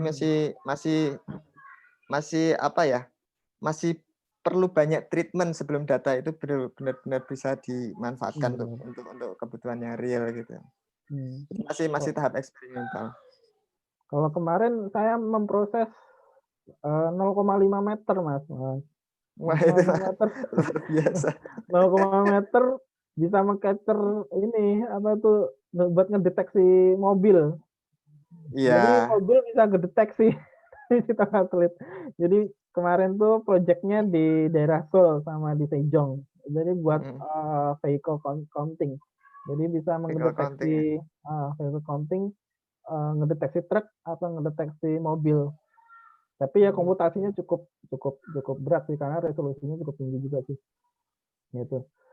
Ya sebenarnya kalau punya ini sendiri sih apa ya, kamera khususnya Indonesia ya. Indonesia kan ininya cukup luas ya, cukup luas, wilayahnya cukup luas. Kalau punya satelit citra sendiri itu lebih efisien sih harusnya. Karena kan Itu analisisnya kalau punya sendiri itu lebih efisien dan apa ya, bisa mengepres dari cost budgetnya daripada beli gitu. Kalau beli kan kalau di sini beli itu kemarin ya itu Komsat 3 itu 2 jutawan, sekitar 25 juta rupiah lah satu gambar. Itu RGB sama near infrared sama panchromatic. Oh iya iya. Ini nanti Kalau kita yang satelit generasi keempat ya insya Allah doakan tahun depan atau 2 tahun ke depan ini akan meluncur, akan ada pankronya, ada SWIR-nya. swirnya ya. Ya, ada SWIR-nya. Enggak cuma near RGB tapi ada pankro sama SWIR. Dan Berarti ada kameranya lebih canggih. ada 7 channel nanti ya, 7 8 channel. Iya. Kayak Iya Landsat berarti ya. kemungkinan. Kayak Landsat. Ya mirip Landsat. Ya kita memang apa istilahnya ya belajar itu kan istilahnya ada targetnya mau niru siapa dulu ya. Kita niru Landsat ceritanya. Gitu. Ya nanti bisa kolaborasi lah Mas nanti. Boleh. Nah ini saya juga sedang mencari apa ya, mencari solusi-solusi misalkan kalau untuk meningkatkan kualitas data sendiri. Kalau di apa istilahnya di Korea sendiri mungkin apakah ada Mas. untuk meningkatkan kualitas, misalkan gambar yang blur bisa dipertajam, terus misalkan noise bisa dikurangi noise-nya. Ya kan ini ya apa tuh ada processing ya, pre-processing. Jadi kalau ada beberapa error pas kita capture itu kan sebenarnya ada beberapa error ya dan harus kita koreksi kayak radiometric error. Radiometric error itu kan terpengaruh dari atmosfer ya, tingkatan atmosfer radiometrik dari atmosfer itu sendiri. Nah, itu ada algoritma yang untuk bisa mengkoreksi errornya itu sendiri. Terus dari geometrik, misalkan geometric error itu kayak koordinatnya itu meleset gitu loh. Error. Misalkan di sini, tapi koordinatnya tercapture itu berapa kilometer dari sini. Nah, itu kita bisa koreksi untuk bisa mengurangi error itu, untuk bisa mempertepatkan dari koordinatnya itu sendiri. Kalau kualitas gambar, kita pre-processing banyak teknik-teknik image processing yang kita gunakan kayak apa namanya image enhancement ya, image enhancement, peningkatan penajaman dari gambar. Terus kalau kita kan kalau apa RGB sama panchromatic itu kan resolusinya beda ya. Ada 0,2,8 itu RGB, terus 0,7 atau 0,5 dari panchromatic itu ada pakai panca pening ya. Jadi kita meng-high resolusikan berdasarkan panchromatic. Kalau pengen advance lagi bisa berdasarkan deep learning ini juga bisa. AI ini bisa digunakan untuk meningkatkan kualitas gambar. Namanya itu super resolution. Super resolution ya. Jadi saya butuh kata kuncinya, saya mau kemana dulu gitu loh istilahnya. Oh ya. Itu jadi kalau kan berdasarkan jadi kan kalau teman-teman kan kemarin masih berdasarkan apa ya,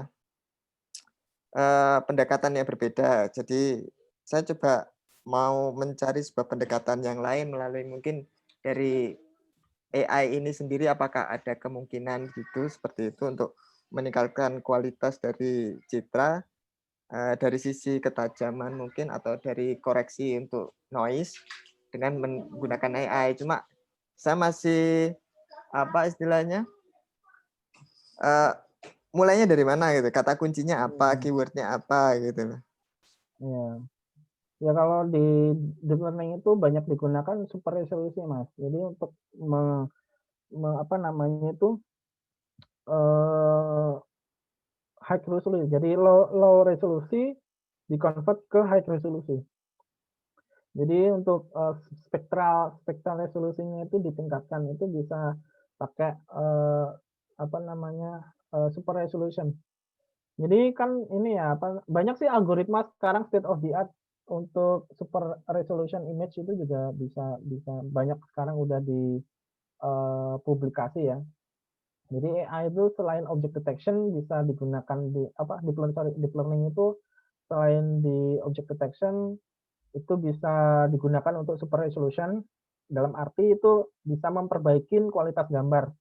Itu nggak cuma di satelit tapi di dunia nyata, di computer vision ya, di CCTV itu juga bisa digunakan. Misalkan kayak pas nge-capture ya, gambar orangnya itu agak kurang jelas nih. Bisa diterapkan teknologi arsitektur super resolusi untuk bisa mempertajam gambar muka orang itu. Tapi kalau super resolusi ini biasnya masih ada ya. Mungkin bisa dikatakan masih bias juga sih gitu. Karena kan waktu kita resolusi, misalkan kalau di face ya, di face itu kita resolusi kan nggak tahu ini high resolusinya itu benar atau enggak, kan masih belum tahu, belum divalidasi. Tapi kalau secara peningkatan secara umum, bukan ke spesifik face, kalau di satelit, citra satelit itu masih bisa digunakan sih kayak di high resolusi. Kalau kita sih karena kita udah punya ini Mas ya, kalau udah punya Panchromatic biasanya sih pakai Panchro penting aja. Iya, kalau masalahnya kalau belum punya Panchromatic itu kan juga kita harus mencari ini mau ditingkatkan gitu. Misalnya kan dari sisi A itu sudah mentok, sisi B mentok, sisi C mentok, kita cari apa istilahnya peluang lagi gitu loh. Oh iya. Dari mana Coba kita bisa optimasi. Coba super resolusi aja itu. Nanti bisa. Oke lah, nanti dicoba lah. Oke, mungkin ada yang lain dulu deh. Terima kasih. Pak Ahmad, saya malah mau usul Pak Agung satu saat mungkin sharing kalau bersedia. Sharing apa nih? Sharing apa nih? Nanti ya. Sharing masalah juga boleh, Mas. Nanti kan ada yang ini kan mungkin tertarik bantu atau kolaborasi Yalah, gitu. Ya mungkin kalau ada forumnya aja yang sesuai mungkin saya bisa ikut join lah. Saya juga ini kan dapat info dari teman yang dulu kuliah di Korea ya. Terus ada info ini ada acara ini, siapa tahu ada yang berminat. Oh ya udah saya join aja biar lihat. Ya ini ya kebetulan ini kan topiknya AI lagi banyak yang lagi booming juga. Sebenarnya udah lama sih boomingnya. Cuma ya saya lagi mau nge-tune in lagi ke arah situ. Jadi ya saya ikut-ikut aja, siapa yang ada diskusi saya ikut di situ. Sekarang saya juga lagi mulai nyoba-nyoba pakai laptop sih. Nah makanya tadi ada collab, ada apa tadi yang satunya selain collab Mas? Iya itu juga kayaknya boleh dicoba itu. Kalau dulu saya waktu kuliah pakai GCP ya, Google Cloud Platform, cuma belum sampai ke ranah aplikasi untuk bikin apa istilahnya aplikasi deep learning semacam itu. Cuma setting infrastruktur aja sih, pakai Kubernetes, pakai ya bla bla bla gitulah, pokoknya pakai itu jadi bikin infrastruktur secara cloud menggunakan Google Cloud Platform. Sebenarnya sih banyak juga, AWS juga ada, terus Microsoft juga punya ya kayaknya, Azure apa itu namanya. Tapi rata-rata mereka itu ini udah punya solusi sendiri gitu. Jadi kalau buat developer kan mungkin researcher sama developer kan kurang ini ya. Jadi mereka itu udah punya algoritma sendiri, tinggal API, tinggal kita masukin aja gitu biasanya. Kalau kita sebagai researcher atau sebagai developer itu kalau buat nyoba sih buat Kaggle atau Colabs ya. Colabs mungkin lebih bagus. Dan nggak terlalu mahal. Kaggle juga free juga sih. Banyak data yang digunakan. Berapa premiumnya Colabs berapa kemarin Mas? Saya 10.000 won, sekitar 120.000 rupiah lah per bulan. Oh per bulan ya? Per bulan. Itu dapat apa kemarin? Aku GPU berapa ya lupa aku, memori juga 16 giga atau berapa? Lupa aku. Aku sekarang soalnya kan itu sebenarnya buat nyoba-nyoba aja ya. Kalau sekarang kan udah punya server, udah punya GPU sendiri. Ngapain pakai ini kan Google Colab. Kalau dulu sih pengen belajar-belajar aja pakai Colab gitu. Karena kan kalau Colab kan bisa dipakai di rumah, yang kita bisa ini remote sendiri gitu. Udah pernah nyoba pakai render farm kayak render farm atau computing farm yang open atau bisa dipakai gitu nggak? Kalau di Indonesia itu kan ada ya punya LIPI, saya lupa namanya itu. Dia kan punya render farm itu, jadi punya HPC yang Punya bisa PC sendiri ya. yang bisa disewakan gitu. Kalau misalkan kita mau olah data big data atau mau bikin model pakai deep learning, dia bisa menyewakan sih. Udah pernah sewa-sewa kayak gitu belum? Belum sih, soalnya Belum ya? belum. Soalnya kita pakai server sendiri, computing sendiri. Di serverku aja yang ini Quadros 24 GB ya. Itu aja satu GPU itu harganya mungkin kalau di rupiah sekitar 90 sampai 100 juta itu satu GPU aja. Kayak deep learning itu mainan mahal. Jadi satu komputer itu ada 4 GPU. Satu server itu ada 4 GPU. Satu GPU itu harganya 90 sampai 100 juta. Satu server, satu komputer udah 400 sama 500, udah 500 juta sendiri. Ya. Oke. Bisa dipakai rame-rame ya itu ya. Bisa dipakai rame-rame. Ya sih sebenarnya kalau di Indonesia sih ada, cuma saya juga belum pernah nyoba untuk memanfaatkan.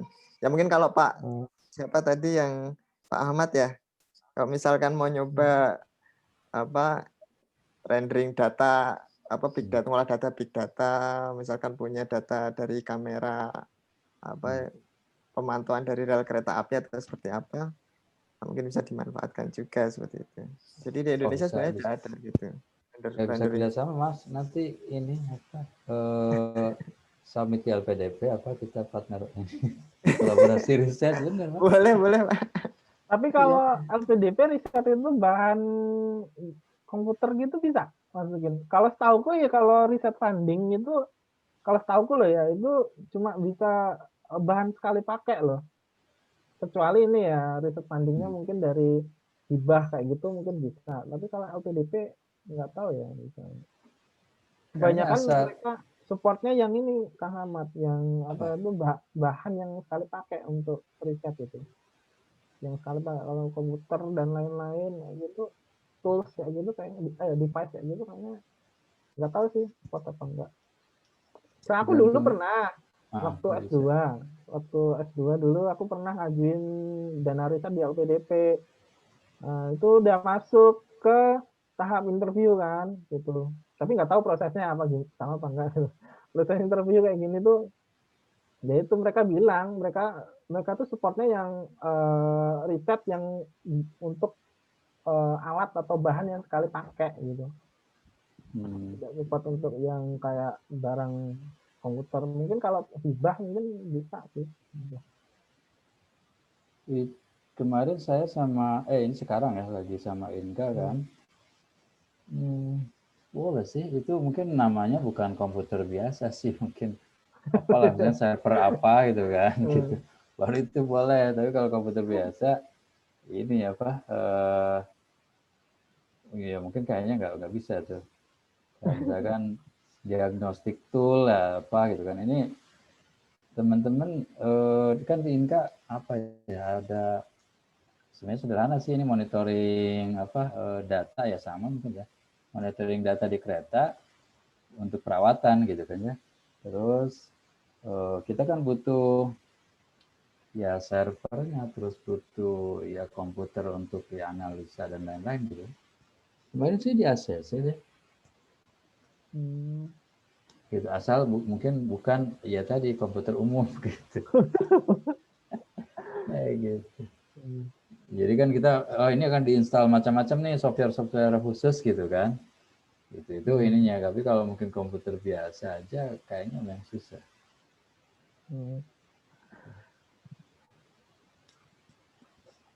Itu menarik ini ini ya. Nanti ini Pak Agung inilah sambil jalan gitu kan. Ini ada beberapa topik ini banyak nih. Ini Pak. Iya. Mungkin kan aku kalau di sini kan aku dari sisi Korea ya. Jadi belum banyak tahu di sisi Indonesia. Nah, nanti Nah, kalau di sisi Indonesia nanti Pak Agung bisa sharing-sharing Mas dari lapannya. Kalau Betul. bisa ada pembicara dari lapan kan lumayan gitu juga. Ini apa tuh? Ya asal topiknya saya paham aja. Kalau saya nggak paham juga Ya disesuaikan yang paham. disesuaikan lah ya. Iya. Disesuaikan. Iya. Justru di sini tuh kita nggak kaku harus topik apa Pak Agung. Jadi justru yang lagi dikerjakan apa sih dijadikan nanti topik untuk diskusi di sini gitu. Ya, iya. Ya ini menarik sih AI. Jadi malah apa istilahnya? Saya juga punya angan-angan kalau sebenarnya cari apa sih sekarang ini kan saya baca juga dari artikel di Eropa bahkan Australia. Di Eropa itu kan sedang mengembangkan satelit yang berbasis AI. Saya masih bertanya-tanya ini sisi pemanfaatan AI-nya di mana untuk apa gitu masih belum nyampe saya. Ini dibuat apa gitu dari sisi AI-nya. Nah, kebetulan kan di sini juga kita kan membuat dan mengendalikan satelit kita sendiri. Apakah itu nanti dari sisi AI-nya dimanfaatkan untuk pengendalian atau apa istilahnya namanya adaptasi terhadap lingkungannya, adaptasi terhadap apa istilahnya target atau apa, saya masih belum kepikiran. Cuma kayaknya menarik. Apa mungkin di Korea sudah ada yang memanfaatkan dari sisi satelitnya itu, dari sisi sistem satelitnya itu, apakah sudah ada yang memanfaatkan AI seperti itu, Mas?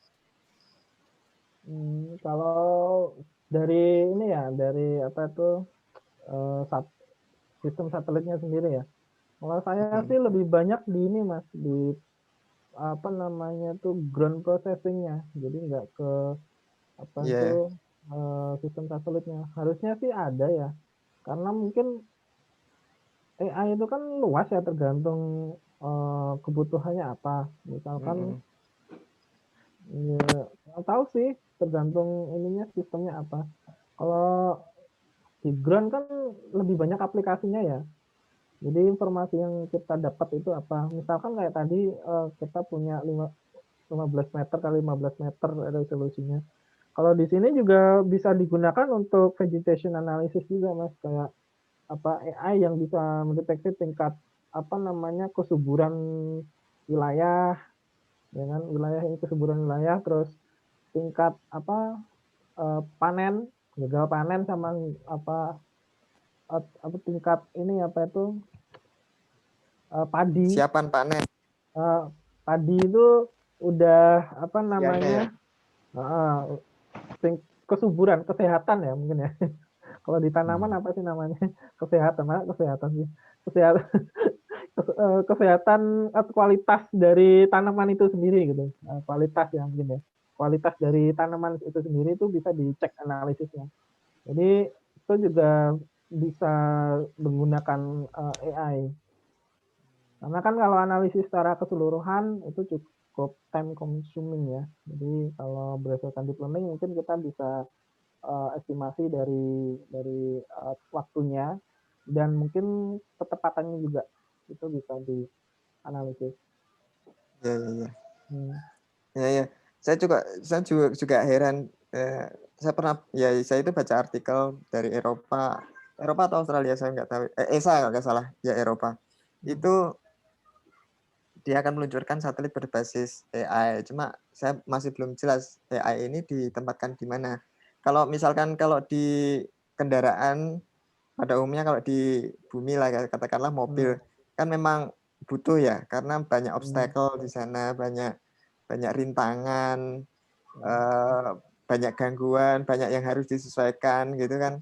Jadi masuk akal ketika mobil self driving car itu bisa jalan sendiri kan, membutuhkan AI. Oke. Nah sekarang kalau satelit itu kira-kira apa ya? Secara kan kontrol orbitnya ya. Iya. Jadi orbit kan tidak terlalu banyak obstacle. Terus ya untuk pengendalian sendiri kan saya sudah sedikit banyak ada pengetahuan lah di situ. Oh, satelit itu dikendalikan seperti ini. Terus memang ada apa istilahnya? ada rutinitas tertentu yang harus dilakukan satelit, misalkan untuk menyesuaikan scheduling. Kan cukup menggunakan scheduling aja gitu, tanpa membutuhkan. Kalau di Korea itu di KARI itu pakai scheduling Mas kalau kontrolnya. Jadi scheduling semua udah scheduling. Kalau kontrol berdasarkan kayaknya AI juga belum butuh ya, karena scheduling juga udah cukup menghandle di sini itu. Di sini juga pakai scheduling. Jadi teman-teman di bawah melakukan kalkulasi dari model yang sudah didapat. Oh, harusnya nanti kalau mau seperti ini masukkan parameter segini ya, nanti schedule aja sih. Ya sejauh itu seperti itu. Cuma ya penasaran aja ini bisa nggak ya masuk ke subsistemnya satelit itu dari AI. Kalau saya mikir mungkin kalau satelitnya cukup gede, cukup istilah powernya gede, terus misalkan ada resource komputasi yang mumpuni, mungkin apa istilahnya untuk satelit-satelit yang resolusi tinggi bisa object tracking lah seperti itu. Jadi real time object detection ditambah dengan kendali aktif untuk object tracking dan sebagainya. Ya ini khayalan aja sih. Edge computingnya langsung di satelit ya. Tapi energinya itu. Lah iya power dan segala macam. Kan pakai solar cell ya. Solar cell nggak tahu seberapa besar ini power yang dibutuhin kan. Kalau di kayak gini kan nggak susah ya. Tapi ya kurang tahu sih. Mungkin mereka punya advance teknologi sendiri. Satelit itu kan memang powernya solar cell, tapi kan tetap ada baterai. Nggak mungkin solar cell langsung dikonsumsi kan. Kalau kita melewati daerah gelap otomatis masa satelitnya akan mati ya. Jadi dari sebenarnya sih sama dengan apa ya?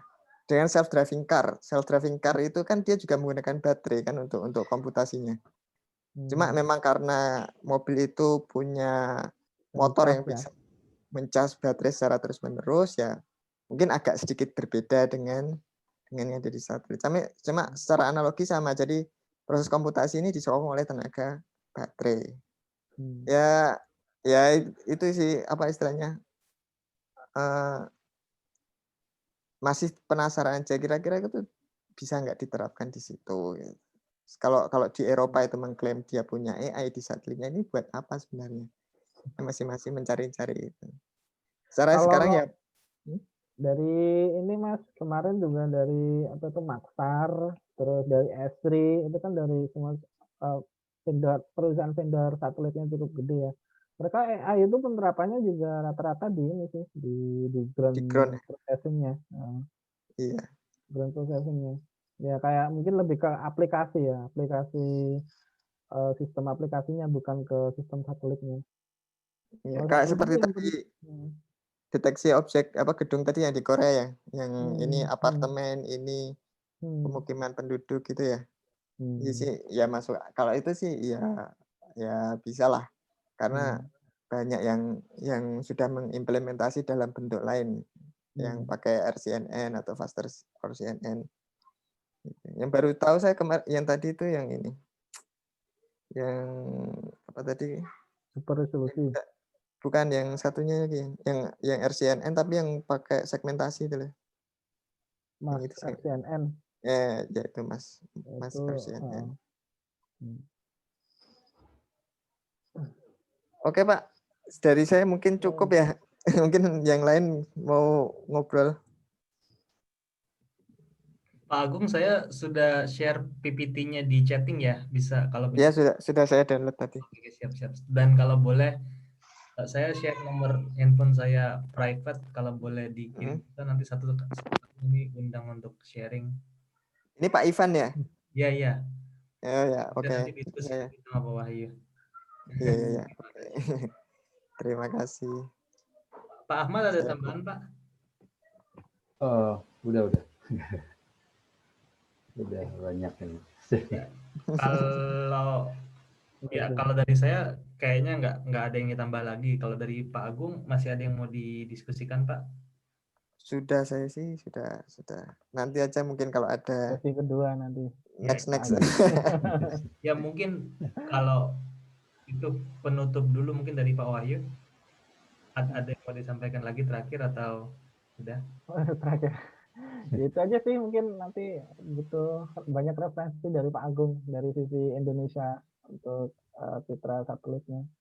Karena ya perlu tahu juga sih nanti gimana dari kesiapan dari Indonesia, kira-kira udah sampai sejauh mana untuk pemanfaatan dari informasi dari satelitnya. Itu aja sih. Siap. Ya. Terima kasih banyak Pak Wahyu sudah mau sharing, menginspirasi, dan nanti Pak Ahmad ini videonya bisa tetap diupload ke YouTube Pak. Jadi nanti bisa tinggal dipikirkan pakai buat akun sendiri mungkin, atau pakai akun yang sudah ada nanti bisa tapi bisa di-share kok Pak, supaya banyak yang bisa lihat nanti. Ya, terima kasih sekali lagi Pak Wahyu untuk sharingnya. Terima kasih untuk semua yang sudah hadir. Sampai bertemu lagi bulan depan. Nanti ya kami akan agendakan lagi. Terima kasih. Selamat malam semuanya. Selamat malam. Selamat malam. Selamat pagi.